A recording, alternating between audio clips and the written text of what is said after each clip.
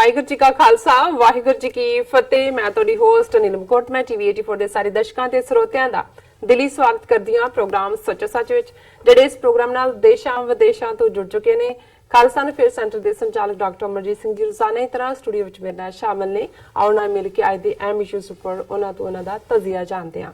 ਜੀ ਡਾਕਟਰ ਸਾਹਿਬ ਵਾਹਿਗੁਰੂ ਜੀ ਕਾ ਖਾਲਸਾ ਵਾਹਿਗੁਰੂ ਜੀ ਕੀ ਫਤਿਹ। ਜੀ ਡਾਕਟਰ ਸਾਹਿਬ ਜੀ ਆਇਆਂ ਨੂੰ ਪ੍ਰੋਗਰਾਮ ਸੱਚੋ ਸੱਚ ਵਿੱਚ ਸ਼ੁਕਰੀਆ ਜੀ। ਡਾਕਟਰ ਸਾਹਿਬ ਅੱਜ 21 ਮਈ 2019 7 ਜੇਠ ਨਾਨਕਸ਼ਾਹੀ ਸੰਮਤ 551 ਦਾ ਦਿਨ ਹੈ ਤੇ ਡਾਕਟਰ ਸਾਹਿਬ ਪ੍ਰੋਗਰਾਮ ਸ਼ੁਰੂ ਕਰਨ ਤੋਂ ਪਹਿਲਾਂ ਅਸੀਂ ਆਪਣੇ ਦਰਸ਼ਕਾਂ ਤੇ ਸਰੋਤਿਆਂ ਨੂੰ ਹਮੇਸ਼ਾ ਤਰ੍ਹਾਂ ਦੱਸਦੀ ਹੈ ਵਿਊਅਰਸ, ਜੇ ਤੁਸੀਂ ਹੱਕ ਸੱਚ ਇਨਸਾਫ ਤੇ ਪਿਆਰਾ ਦਿੰਦਾ ਇੱਕੋ ਇੱਕ ਚੈਨਲ ਟੀਵੀ 84 ਨੂੰ ਦੇਖਣਾ ਚਾਹੁੰਦੇ ਹੋ ਤਾਂ ਤੁਸੀਂ ਦੇਖ ਸਕਦੇ ਹੋ ਸਪੈਕਟਰਮ ਕੇਬਲ, ਆਰਸੀਨ ਕੇਬਲ, ਬੈਲਫਾਮ cable in Canada, roku, Jadoo box, ਸ਼ਾਵਾ, ਫੇਸਬੁੱਕ, ਟੀਵੀ 84 ਦੀ ਐਪ ਰਾਹੀਂ online streaming and IP box ਤੇ ਤੁਸੀਂ ਟੀਵੀ 84 ਨੂੰ ਦੇਖ ਸਕਦੇ ਹੋ। ਵਿਊਅਰਸ, ਜੇ ਤੁਸੀਂ ਟੀਵੀ 84 ਨਾਲ ਜਾਂ ਪ੍ਰੋਗਰਾਮ ਸੱਚੋ ਸੱਚ ਨਾਲ ਫੇਸਬੁੱਕ ਰਾਹੀਂ ਜੁੜੇ ਹੋ ਤਾਂ ਇਸ ਨੂੰ ਵੱਧ ਤੋਂ ਵੱਧ ਲਾਈਕ ਕਰੋ ਤੇ ਸ਼ੇਅਰ ਕਰੋ ਅਤੇ ਨਾਲ ਹੀ YouTube ਤੇ ਸਬਸਕ੍ਰਾਈਬ ਵੀ ਕਰੋ। ਅਸੀਂ ਆਪਣੇ ਦਰਸ਼ਕਾਂ ਨੂੰ ਇਹ ਵੀ ਦੱਸ ਦਈਏ ਕਿ ਤੁਸੀਂ ਟੀਵੀ 84 ਦੀ ਐਪ ਨੂੰ ਐਂਡਰੋਇਡ ਐਂਡ ਐਪ ਸਟੋਰ ਤੇ ਡਾਊਨਲੋਡ ਕਰਕੇ ਤੁਸੀਂ ਇਸ ਨੂੰ 24 ਆਵਰਸ ਟੀਵੀ 84 ਦੀ ਲਾਈਵ ਸਟ੍ਰੀਮ ਤੁਸੀਂ ਇਸ ਨੂੰ ਦੇਖ ਸਕਦੇ ਹੋ। Thank you so much. So keep watching TV 84। ਹੁਣ ਆਪਾਂ ਸ਼ੁਰੂ ਕਰਾਂਗੇ ਅੱਜ ਦਾ ਪ੍ਰੋਗਰਾਮ। ਅੱਜ ਦੇ ਪਹਿਲੇ ਅਹਿਮ ਇਸ਼ੂ ਦੇ ਨਾਲ ਡਾਕਟਰ ਸਾਹਿਬ ਕੋਲੋਂ ਉਹਨਾਂ ਦੇ ਵਿਚਾਰ ਸੁਣਦੇ ਹਾਂ। ਜੀ ਡਾਕਟਰ ਸਾਹਿਬ ਕੀ ਕਹਿਣਾ ਚਾਹੋਗੇ? ਦੇਖੋ, ਅੱਜ 21 ਮਈ ਦਾ ਦਿਨ ਹੈ ਤੇ ਸ਼ਾਇਦ ਮੈਨੂੰ ਵੀ ਇਹ ਕੋਈ ਬਹੁਤ ਅਹਿਮ ਦਿਨ ਨਾ ਲੱਗਦਾ ਜੇ ਮੇਰੀ ਨਜ਼ਰ ਇੱਕ ਟ੍ਰਿਬਿਊਨ ਦੀ ਖਬਰ ਤੇ ਨਾ ਜਾਂਦੀ ਜੀ, ਜਿਹਦੇ 'ਚ ਸੀ ਕਿ ਪੰਜਾਬ ਦੇ director general police Dinkar Gupta ਨੇ ਅੱਜ ਐਂਟੀ ਟੈਰਰਿਜ਼ਮ ਡੇ ਦੇ ਉੱਤੇ ਪੰਜਾਬ ਦੇ ਆਲਾ ਅਫਸਰਾਂ ਨੂੰ, ਪੁਲਿਸ ਵਾਲਿਆਂ ਨੂੰ ਸਹੁੰ ਚੁਕਾਈ ਔਰ ਉਹਨਾਂ ਤੋਂ ਇਹ ਪ੍ਰਣ ਲਿਆ ਕਿ ਉਹ ਦਹਿਸ਼ਤਗਰਦੀ ਦੇ ਖਿਲਾਫ ਲੜਾਈ ਲੜਦੇ ਰਹਿਣਗੇ ਔਰ ਪੂਰੇ ਹੌਸਲੇ ਦੇ ਨਾਲ ਲੜਨਗੇ। ਔਰ ਇਹ ਖਬਰ ਦੀ ਹੈਡਲਾਈਨ ਹੀ ਸੀ ਕਿ Punjab police takes pledge to eradicate terrorism violence. Director General Police Dinkar Gupta administers oath to officials. So ਜ਼ਾਹਰ ਹੈ, ਹਾਲਾਂਕਿ ਇਸ ਖਬਰ ਦੇ ਵਿੱਚ ਕਿਤੇ ਮੈਂਸ਼ਨ ਤਾਂ ਨਹੀਂ ਸੀ ਕਿ ਵੀ ਇਹ 21 ਮਈ ਦਾ ਦਿਨ ਹੀ ਜਿਹੜਾ ਹੈ ਔਰ ਉਹਦੇ 'ਚ ਐਸਾ ਕਿਹੜਾ ਨਵਾਂ ਆ ਗਿਆ ਜਿਹੜਾ ਵੀ ਕਦੇ ਨੌਕਰੀ ਦੇ ਵਿੱਚ ਖਾਸ ਤੌਰ ਤੇ ਪੁਲਿਸ ਜਾਂ ਫੌਜ ਦੇ ਵਿੱਚ ਆਂਦਾ ਹੈ।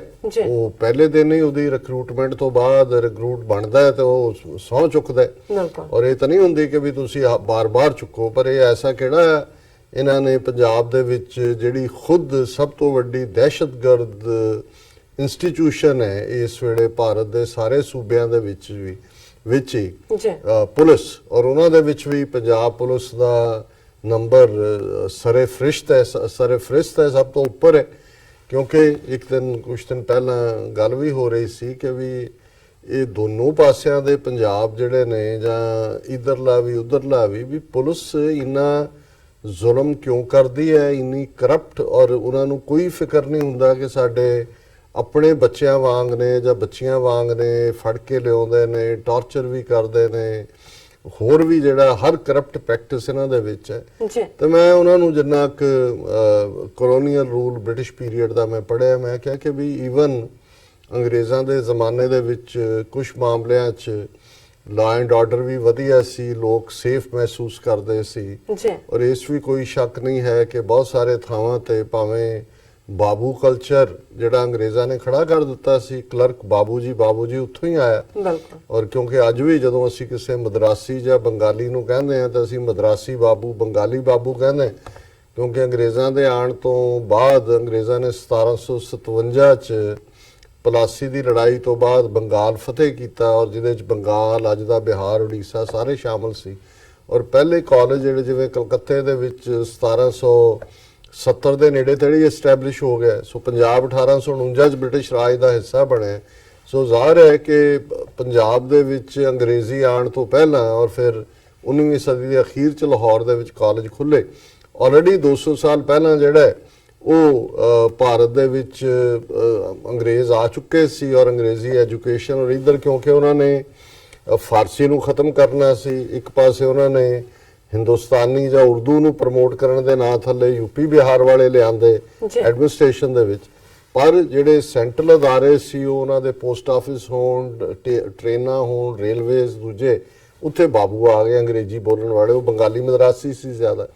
ਸੋ ਲੇਕਿਨ ਉਸ ਪੀਰੀਅਡ 'ਚ ਵੀ ਭਾਵੇਂ ਤੁਹਾਨੂੰ ਬਾਕੀ ਅਦਾਰਿਆਂ ਦੇ ਵਿੱਚ ਕੋਈ ਵਿਜ਼ੀਬਲ ਕਰਪਸ਼ਨ ਨਹੀਂ ਸੀ, ਜਿਵੇਂ ਹੁਣ ਅੱਜ ਅਸੀਂ ਅਮਰੀਕਾ 'ਚ ਦੇਖੀਏ, ਤੁਸੀਂ ਸੋਸ਼ਲ ਸਿਕਿਉਰਿਟੀ ਲੈਣੀ ਹੈ, ਤੁਸੀਂ ਡਰਾਈਵਰ ਲਾਇਸੈਂਸ ਲੈਣਾ ਹੈ, ਤੁਸੀਂ ਕੋਈ ਹੋਰ ਜਿਹੜਾ ਟਿਕਟ ਲੈਣੀ ਹੈ ਜਾਂ ਦੂਜਾ, ਉਹਦੇ 'ਚ ਤੁਹਾਨੂੰ ਕਿਤੇ ਕਰਪਸ਼ਨ ਦਾ ਨਹੀਂ ਸਾਹਮਣਾ ਕਰਨਾ ਪੈਂਦਾ। ਉਹਦੇ 'ਚ ਤੁਸੀਂ ਲਾਈਨ 'ਚ ਹੀ ਲੱਗਦੇ ਹੋ, ਤੁਹਾਡੀ ਵਾਰੀ ਹੁੰਦੀ ਹੈ। ਜੇ ਤੁਹਾਨੂੰ ਉਹ ਕਹਿਣਗੇ ਜੀ ਤੁਹਾਡਾ 4 ਹਫ਼ਤੇ 'ਚ ਆ ਜਾਏਗਾ, ਕਈ ਵਾਰੀ 2 ਹਫ਼ਤੇ 'ਚ ਆ ਜਾਂਦਾ, ਉਹ ਮੈਕਸਿਮਮ ਟਾਈਮ ਉਹਨਾਂ ਨੇ ਦਿੱਤਾ ਹੁੰਦਾ। ਹਾਲਾਂਕਿ ਹਾਇਰ ਐਸ਼ਲੀਆਂ 'ਚ ਇੱਥੇ ਵੀ ਜਿਹੜੀਆਂ ਗਵਰਨਿੰਗ ਬਾਡੀਜ਼ ਹੁੰਦੀਆਂ ਜਾਂ ਸਰਕਾਰਾਂ, ਉਹਨਾਂ ਦੇ ਹਮਾਇਤੀ ਵੱਡੇ ਵੱਡੇ ਕੰਟਰੈਕਟ ਜਾਂ ਦੂਜੇ, ਉਹਦਾ ਹੀ ਥੋੜਾ ਬਹੁਤ ਫੇਵਰਿਟਿਜ਼ਮ ਚੱਲਦਾ। ਪਰ ਬ੍ਰਿਟਿਸ਼ ਪੀਰੀਅਡ 'ਚ ਵੀ 2 ਇੰਸਟੀਟਿਊਸ਼ਨਸ ਜਿਨ੍ਹਾਂ ਦੇ ਵਿੱਚ ਕਰਪਸ਼ਨ ਜਿਹੜੀ ਆ ਉਹ ਸੀ, ਐਲੀਮੀਨੇਟ ਨਹੀਂ ਸੀ ਹੋਈ, ਔਰ ਉਹਨਾਂ ਨੂੰ ਵੀ ਪਤਾ ਸੀ, ਉਹਨਾਂ 'ਚ ਇੱਕ ਪੁਲਿਸ ਸੀ ਜੀ, ਔਰ ਦੂਸਰਾ ਪਟਵਾਰੀ ਜਿਹੜਾ ਮਹਿਕਮਾ ਮਾਲ, ਉਹਦੇ 'ਚ ਉਹ ਜ਼ਰੂਰ ਜਿਹੜਾ ਅੱਜ ਤੱਕ ਵੀ ਪਟਵਾਰੀ ਤੋਂ ਵੀ ਡਰਦੇ ਨੇ, ਔਰ ਜਿਹੜਾ ਥਾਣੇਦਾਰ ਜਾਂਦਿਆਂ ਨੂੰ ਜਿਹੜਾ ਉਹ ਕੁਰਸੀ ਦਿੰਦਾ ਹੈ ਜੀ, ਪੁਲਿਸ ਦੇ ਵਿੱਚ ਕੁਰਸੀ ਮਿਲਦੀ ਹੈ ਪੁਲਿਸ ਥਾਣੇ 'ਚ, ਤੇ ਜਾਂ ਪਟਵਾਰੀ ਦੇ ਹਵਾਲੇ ਨਾਲ ਤਾਂ ਅਕਸਰ ਅਸੀਂ ਉਹ ਇੱਕ ਗੱਲ ਕਹਿੰਦੇ ਆ ਕਿ ਵੀ ਮਾਈ ਨੇ ਸੜਕ ਟੱਪਣੀ ਸੀ, ਔਰ ਬਜ਼ੁਰਗ ਸੀ, ਇੱਕ ਡੀਸੀ ਜਿਹੜਾ ਆਪਣੀ ਲਿਖਣਿਆ ਹੋਇਆ ਸੀ ਸੈਰ ਤੇ, ਉਹਨੇ ਦੇਖਿਆ, ਉਹ ਹੱਥ ਫੜ ਕੇ ਉਹਨੂੰ ਸੜਕ ਪਾਰ ਕਰਵਾਈ ਤੇ ਉਹਨੇ ਮਾਈ ਨੇ ਪੁੱਛਿਆ ਕਿ ਪੁੱਤਰ ਕੀ ਕਰਦਾ ਹੁੰਨਾ? ਕਹਿੰਦਾ ਮਾਤਾ ਮੈਂ ਇੱਥੇ ਡੀਸੀ ਲੱਗਾ ਹੋਇਆ। ਕਹਿੰਦੇ ਪੁੱਤਰਾ ਰੱਬ ਤੈਨੂੰ ਪਟਵਾਰੀ ਲਾਏ। ਸੋ ਜ਼ਾਹਿਰ ਹੈ ਕਿ ਵੀ ਪਿੰਡ ਵਾਲਿਆਂ ਦਾ ਵਾਹ ਹੀ ਜਿਹੜਾ ਇਹਨਾਂ ਦੇ ਨਾਲ ਸੀ, ਪਰ ਜਿਹੜੀ ਪੁਲਿਸ ਨੂੰ ਐਕਸਟਰਾ ਉਹਨਾਂ ਦਾ ਸਟਰੋਂਗ ਕਰਨਾ ਸੀ, ਉਹਨਾਂ ਦਾ ਖੌਫ ਪੈਦਾ ਕਰ, ਇੱਕ ਕਲੋਨੀਅਲ ਇੱਕ ਤਰੀਕਾ ਸੀ ਜਿਹਦੇ ਕਰਕੇ, ਹਾਲਾਂਕਿ ਅੰਗਰੇਜ਼ ਕਦੇ ਵੀ 30-40 ਹਜ਼ਾਰ ਤੋਂ ਜ਼ਿਆਦਾ ਭਾਰਤ 'ਚ ਨਹੀਂ ਸੀ, 33 ਕਰੋੜ ਦੇ ਉੱਤੇ ਉਹ ਰਾਜ ਕਰਦੇ ਸੀ। ਸੋ ਉਹਨਾਂ ਦੇ ਵੇਲੇ ਵੀ ਜਿਹੜੇ ਪੁਲਿਸ ਦੇ ਤੌਰ ਤਰੀਕੇ ਸੀ ਉਹ ਜ਼ਾਲਮਾਨਾ ਸੀ। ਹਾਲਾਂ ਅੱਜ ਵਾਂਗ ਨਹੀਂ ਸੀ ਕਿ ਵੀ ਜੇ ਕੋਈ ਵਾਕਿਆਤ ਹੋਇਆ ਤੇ ਉਹਨਾਂ ਦਾ ਤੁਸੀਂ ਟੱਬਰ ਚੁੱਕ ਲਿਆਓ, ਉਹਨਾਂ ਦਾ ਸਾਰਾ ਕਰ ਲਓ। ਹਾਂ, ਉਹਨਾਂ ਦੇ ਕਾਨੂੰਨਾਂ ਥੱਲੇ ਜ਼ਮੀਨ ਕੁਰਕੀ ਵਗੈਰਾ ਕਰਨ ਦੇ ਦੂਜੇ ਤੀਜੇ ਇਸ ਕਿਸਮ ਦੇ ਸੀ। ਪਰ ਗੱਲ ਜ਼ਾਹਰ ਹੈ ਕਿ ਅੱਜ ਜਦੋਂ ਅਸੀਂ ਦੇਖਦੇ ਹਾਂ ਕਿ ਅੰਗਰੇਜ਼ ਤਾਂ ਚਲੇ ਗਏ, ਉਹਨਾਂ ਨੇ ਤਾਂ ਰਾਜ ਇਸਟੈਬਲਿਸ਼ ਕਰਨਾ ਸੀ, ਉਹਨਾਂ ਨੇ ਦੇਸ਼ ਧਰੋ ਵਰਗੇ ਕਾਨੂੰਨ ਬਣਾਏ, ਖੌਫ ਪੈਦਾ ਕੀਤਾ, ਲੋਕ ਕਾਨੂੰਨ ਤੋਂ ਡਰਨ। ਬਾਬੂ ਜਿਹੜੇ ਸੀ ਉਹਨਾਂ ਦੀ ਬੜੀ ਇੱਜ਼ਤ ਸੀ, ਔਰ ਉਹ ਇਹ ਦੱਸਦੇ ਸੀ ਕਿ ਜੀ ਗੁਲਾਮ ਹੋਣ ਦਾ ਜਿਹੜੀ ਕਿੰਨੀ ਇੱਜ਼ਤ ਮਿਲਦੀ ਹੈ। ਔਰ ਇਸ ਸਾਰੇ ਦੇ ਬਾਵਜੂਦ ਇਹ ਤਾਂ ਉਹਨਾਂ ਨੇ ਇਹਨਾਂ ਇੰਸਟੀਟਿਊਸ਼ਨਸ ਨੂੰ, ਉਹਨਾਂ ਦੇ ਵਿੱਚ ਫਿਰ ਅੱਗੋਂ ਉਹਨਾਂ ਦੇ ਮੁਖਬਰਾਂ ਦੀ ਲੰਬੀ ਲਾਈਨ, ਜ਼ੈਲਦਾਰ, ਨੰਬਰਦਾਰ, ਉਹ ਸਾਰੀਆਂ ਇੰਸਟੀਟਿਊਸ਼ਨਸ ਉਹਨਾਂ ਨੇ ਕਿਵੇਂ ਖੜੀਆਂ ਕੀਤੀਆਂ, ਔਰ ਕਿਸ ਹੱਦ ਤੱਕ ਜਾ ਕੇ ਉਹਨਾਂ ਨੇ ਐਜੂਕੇਸ਼ਨ ਰਾਹੀਂ ਗੁੱਡ ਕਲਰਕ ਬਾਦਸ਼ਾਹ ਦਾ ਕਨਸੈਪਟ ਦਿੱਤਾ। ਉਹ ਇੱਕ ਡਿਫਰੈਂਟ ਇਸ਼ੂ ਹੈ, ਲੇਕਿਨ ਇਹਦੇ 'ਚ ਕੋਈ ਸ਼ੱਕ ਨਹੀਂ ਕਿ ਖੌਫ ਔਰ ਫੀਅਰ ਦੇ ਥੱਲੇ ਆਪਣੇ ਲੋਕਾਂ 'ਚੋਂ ਹੀ ਉਹ ਲੋਕ ਚੁਣ ਕੇ, ਔਰ ਜੇਲ੍ਹਾਂ ਦੇ ਵਿੱਚ ਵੀ ਅੱਜ ਵੀ ਜੇਲ੍ਹਾਂ ਜਿਹੜੇ ਕੈਦੀ ਹੁੰਦੇ ਨੇ ਉਹਨਾਂ 'ਚੋਂ ਵੀ ਅੱਗੋਂ ਲੰਬੜਦਾਰ ਬਣਾ ਦਿੰਦੇ ਨੇ, ਕਿਸੇ ਉਹੀ ਕੁੱਟ ਰਿਹਾ ਹੁੰਦਾ, ਕੁਟਾਉਣ ਲਈ ਕਿਸੇ ਉਹਨੂੰ ਕਹਿੰਦੇ ਨੇ ਤੇਰਾ ਖਾਸ ਦਰਜਾ, ਜੇ ਬਾਕੀ 6 ਘੰਟੇ ਬਾਹਰ ਕੰਮ ਕਰਦੇ ਨੇ ਖੇਤਾਂ 'ਚ, ਤੂੰ 4 ਘੰਟੇ ਕਰ, ਉਹਨੂੰ ਵੀ ਚੌਧਰੀ ਬਣਾਤਾ। ਇਹ ਸਾਰਾ ਚੌਧਰੀ ਕਲਚਰ ਜਾਂ ਇਸ ਕਿਸਮ ਦਾ ਇਹਦੇ 'ਚ ਵੀ ਖੜਾ ਕੀਤਾ ਕਿ ਇੱਕ ਦੂਜੇ ਨਾਲੋਂ ਆਪਣੇ ਆਪ ਨੂੰ ਸਮਝੇ, ਔਰ ਉਹ ਅੱਗੇ ਵੱਧ ਕੇ ਜਿਹੜਾ, ਔਰ ਇੱਥੇ ਵੀ ਮੈਂ ਕਈ ਵਾਰ ਦੇਖਦਾ ਈਵਨ IT ਸੈਕਟਰ ਜਾਂ ਦੂਜੇ ਆਪਣੇ ਲੋਕ ਵੀ ਕਹਿਣਗੇ ਜੀ ਕੋਈ ਗੋਰਾ ਕਾਲਾ ਪੀਲਾ ਆ ਜਾਏ ਉਹ ਫਿਰ ਬਿਹਤਰ ਹੈ, ਆਪਣਾ ਦੇਸੀ ਸਾਹਿਬ ਬਣ ਜਾਏ, ਉਹ ਤੋਂ ਮਾੜਾ ਕੋਈ ਨਹੀਂ ਹੁੰਦਾ। ਉਹ ਜਿਹੜੀਆਂ ਗੁਲਾਮੀ ਦੀਆਂ ਆਦਤਾਂ ਨੇ ਕਿ ਵੀ ਜਿਹੜਾ ਬਣ ਗਿਆ ਥੋੜਾ ਜਿਹਾ ਲੰਬੜਦਾਰ, ਉਹ ਦੱਸਦਾ ਵੀ ਮੇਰਾ ਕੀ ਹਾਲ। ਸੋ ਪਿਛਲੇ 72 ਸਾਲ ਦੇ ਵਿੱਚ ਕਿਸ ਹੱਦ ਤੱਕ ਜਾ ਕੇ ਸਟੇਟ ਨੇ ਟੈਰਰਿਜ਼ਮ ਨੂੰ ਐਜ਼ ਅ ਟੂਲ ਇਸਤੇਮਾਲ ਕੀਤਾ, ਬਿਲਕੁਲ ਲੋਕਾਂ ਨੂੰ ਜਿਹੜਾ ਹੈ ਉਹ ਦਹਿਸ਼ਤ ਦੇ ਵਿੱਚ ਲਿਆ ਕੇ ਇੱਕ ਖੌਫ ਪੈਦਾ ਕਰਨ ਦਾ, ਔਰ ਕਿਸ ਹੱਦ ਤੱਕ ਜਾ ਕੇ ਅੱਜ ਵੀ ਕੱਲਾ ਇਹ ਪੰਜਾਬ ਸਿੱਖਾਂ ਦੇ ਹਵਾਲੇ ਨਾਲ ਜਾਂ ਕਸ਼ਮੀਰ ਦੇ ਹਵਾਲੇ ਨਾਲ ਹੀ ਨਹੀਂ ਹੈ, ਉੱਥੇ ਤਾਂ ਕਿਉਂਕਿ ਵਰਸਟ ਹੈ ਪੋਲੀਟੀਕਲ ਫਰੀडम ਦੀ ਇੰਪਲਸ ਨੂੰ ਦਬਾਉਣ ਦੇ ਲਈ ਹੈ। ਪਰ ਜੇ ਤੁਸੀਂ ਕੁੱਲ ਮਿਲਾ ਕੇ ਭਾਰਤ ਭਰ ਦੇ ਵਿੱਚ ਦੇਖੋ ਕਿ ਕਿਵੇਂ ਜਿਹੜਾ ਸਟੇਟ ਟੈਰਰਿਜ਼ਮ ਹੈ ਉਹ ਦਹਿਸ਼ਤ ਰਾਹੀਂ ਲੋਕਾਂ ਦੇ ਵਿੱਚ, ਪੁਲਿਸ ਫਿਰ ਤਾਂ ਕਿੰਨਾ ਹੀ, ਹੁਣ ਤਾਂ CRPF ਔਰ ਦੂਸਰੇ ਤੀਸਰੇ ਦੇ ਨਾਂ ਥੱਲੇ ਕਿੰਨੀਆਂ ਸੈਂਟਰਲ ਫੋਰਸਿਸ ਆ ਗਈਆਂ, ਉਹ ਕਿਸ ਕਿਸਮ ਦਾ ਵਿਹਾਰ ਕਰਦੀਆਂ। ਪਰ ਇਹ ਜਿਹੜੀ ਗੱਲ 21 ਮਈ ਨਾਲ ਜੁੜੀ ਹੋਈ ਕਿ 21 ਮਈ ਇਸ ਲਈ ਚੁਣਿਆ ਗਿਆ ਕਿ ਅੱਜ ਤੋਂ 28 ਸਾਲ ਪਹਿਲਾਂ 21 ਮਈ 1991 ਨੂੰ ਰਾਜੀਵ ਗਾਂਧੀ ਜਿਹੜਾ ਕਿ ਖੁਦ ਜਿਸ ਨੇ ਸਟੇਟ ਟੈਰਰਿਜ਼ਮ ਨੂੰ ਉਸ ਦਾ ਤਖਤ ਤੇ ਬਹਿਣਾ ਹੀ ਹਜ਼ਾਰਾਂ ਸਿੱਖਾਂ ਦੇ ਖੂਨ ਨਾਲ ਤਿਲਕ ਕਰਕੇ ਹੋਇਆ ਜੇ ਇਹਨਾਂ ਦੀ ਜ਼ੁਬਾਨ 'ਚ ਕਹਿਣਾ ਹੋਏ। ਜੀ ਅਜੇ ਉਹਨੇ ਸਹੁੰ ਨਹੀਂ ਸੀ ਚੁੱਕੀ ਔਰ ਉਸ ਪੀਰੀਅਡ ਦੇ ਵਿੱਚ ਹੀ ਕਿਵੇਂ ਜਿਹੜਾ ਉਹ ਪੂਰੀਆਂ ਲਿਸਟਾਂ ਬਣਾ ਕੇ ਉਹ ਤਿਆਰੀ ਕਰ ਲਈ ਗਈ ਸੀ, ਫਿਰ ਉਹਦੇ ਸਹੁੰ ਚੁੱਕਣ ਤੱਕ ਔਰ ਫਿਰ ਜੋ ਕੁਝ 31 ਅਕਤੂਬਰ ਜਾਂ 1 ਨਵੰਬਰ ਸਵੇਰ ਤੋਂ ਲੈ ਕੇ ਅਗਲੇ 4-5 ਦਿਨ ਦਿੱਲੀ ਔਰ ਭਾਰਤ ਭਰ ਦੇ ਵਿੱਚ ਹੋਇਆ, ਉਹ ਆਪਣੇ ਆਪ ਦੇ ਵਿੱਚ ਅੱਜ ਦੁਨੀਆ ਦੀਆਂ ਕਿੰਨੀਆਂ ਅਸੈਂਬਲੀਜ਼ ਕੈਨੇਡਾ ਅਮਰੀਕਾ 'ਚ ਹੋਣ, ਕਿੰਨੀਆਂ ਸਿਟੀਜ਼ ਉਸ ਨੂੰ ਸਿੱਖ ਨਸਲਕੁਸ਼ੀ ਤਸਲੀਮ ਕਰਦੀਆਂ। ਔਰ ਖੁਦ ਇਹਨਾਂ ਦੀ CBI ਨੇ ਪਿਛਲੇ ਦਿਨਾਂ ਜਦੋਂ ਸੱਜਣ ਕੁਮਾਰ ਦੇ ਮਾਮਲੇ ਦੇ ਵਿੱਚ ਐਫੀਡੇਵਿਟ ਦਾਇਰ ਕੀਤਾ ਤੇ ਉਹਨਾਂ ਨੇ ਇਸ ਨੂੰ ਸਿੱਖ ਜੈਨੋਸਾਈਡ ਵੀ ਕਿਹਾ ਔਰ ਇਹਦਾ ਕੰਪੈਰੀਜ਼ਨ ਜਿਹੜਾ ਆਰਮੀਨੀਅਨ ਨਸਲਕੁਸ਼ੀ ਔਰ ਯਹੂਦੀਆਂ ਦੀ ਨਸਲਕੁਸ਼ੀ ਦੇ ਨਾਲ ਕੀਤਾ ਗਿਆ। ਹੁਣ ਇਹ ਕੋਈ ਭੁਲੇਖਾ ਨਹੀਂ ਹੈ ਔਰ ਇਹ ਅਫਸੋਸ ਦੀ ਗੱਲ ਹੈ ਕਿ ਵੀ ਜਿਹੜਾ ਖੁਦ ਦਹਿਸ਼ਤਗਰਦੀ ਦਾ ਬਾਪ, ਬਿਲਕੁਲ, ਔਰ ਇਹ ਜ਼ਰੂਰੀ ਹੈ ਭੈਣ ਜੀ ਸਾਡੇ ਅਮਨਜੋਤ ਕੌਰ ਜਿਹੜੇ ਸਾਨੂੰ ਲਿਖਦੇ ਨੇ ਲਗਾਤਾਰਤਾ ਨਾਲ, ਉਹਨਾਂ ਨੇ ਕੱਲ ਦੀਆਂ ਵੀ 2-3 ਲਿਖਤਾਂ 'ਚ ਅਫਸੋਸ ਦਾ ਇਜ਼ਹਾਰ ਕੀਤਾ ਕਿ ਵੀ ਸਾਡੇ ਉੱਥੇ ਲੋਕ ਅਕਾਲੀਆਂ ਦੇ ਵਿਰੋਧ ਜਾਂ ਦੂਜੇ ਜਿਹੜਾ ਰਾਈਟਲੀ ਸੋ ਉੱਥੋਂ ਤੱਕ ਚਲੇ ਗਏ ਵੀ ਜਿਨ੍ਹਾਂ ਨੂੰ ਉਹਨਾਂ ਨੇ ਚੁਣਿਆ, ਜਾਂ ਜਿਵੇਂ ਹੁਣ ਕਾਂਗਰਸ ਦੇ ਕਲੀਨ ਸਵੀਪ ਪੰਜਾਬ 'ਚ ਹੋਣ ਦੀ ਗੱਲ ਹੋ ਰਹੀ ਹੈ ਜਾਂ 9-10 ਸੀਟਾਂ ਕੱਢਣ ਦੀ ਹੋ ਰਹੀ ਹੈ, ਵੀ ਅਸੀਂ ਬਹੁਤਿਆਂ ਨੂੰ ਇਹ ਭੁੱਲ ਗਿਆ ਵੀ ਕਾਂਗਰਸ ਨੇ ਸਾਡੇ ਨਾਲ ਕੀ ਕੀਤਾ। ਹਾਲਾਂ ਥਰਡ ਧਿਰ ਉਹ ਵੀ ਹੈ ਜਿਹੜੀ ਕਹੇਗੀ ਜੀ ਫਿਰ ਦੱਸੋ ਚੁਆਇਸ ਕੀ ਹੈ, ਸਾਡੀਆਂ ਧਿਰਾਂ ਨੇ ਕਿਹੜੇ ਗੁਲ ਖਲਾਏ ਨੇ ਉੱਥੇ।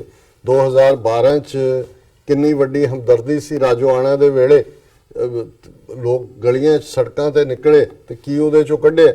2015 'ਚ ਗੁਰੂ ਗ੍ਰੰਥ ਸਾਹਿਬ ਦੀ ਬੇਅਦਬੀ ਦੀਆਂ ਘਟਨਾਵਾਂ ਤੋਂ ਬਾਅਦ ਸਾਰਾ ਪੰਜਾਬ ਸੜਕਾਂ ਤੇ ਉਤਰਿਆ, ਗੱਲ ਸਰਬੱਤ ਖਾਲਸਾ ਤੱਕ ਵੀ ਆਈ, ਉਹਦੇ 'ਚੋਂ ਕੀ ਕੱਢਿਆ। ਤੇ 2018 ਦੇ ਵਿੱਚ ਬਰਗਾੜੀ ਦੀ ਥਾਂ ਤੇ 6-7 ਮਹੀਨੇ ਮੋਰਚਾ ਦੇ ਲੱਖਾਂ ਸਿੱਖ ਗਏ ਵੀ ਔਰ ਕਰੋੜਾਂ ਰੁਪਈਆ ਵੀ ਦਿੱਤਾ।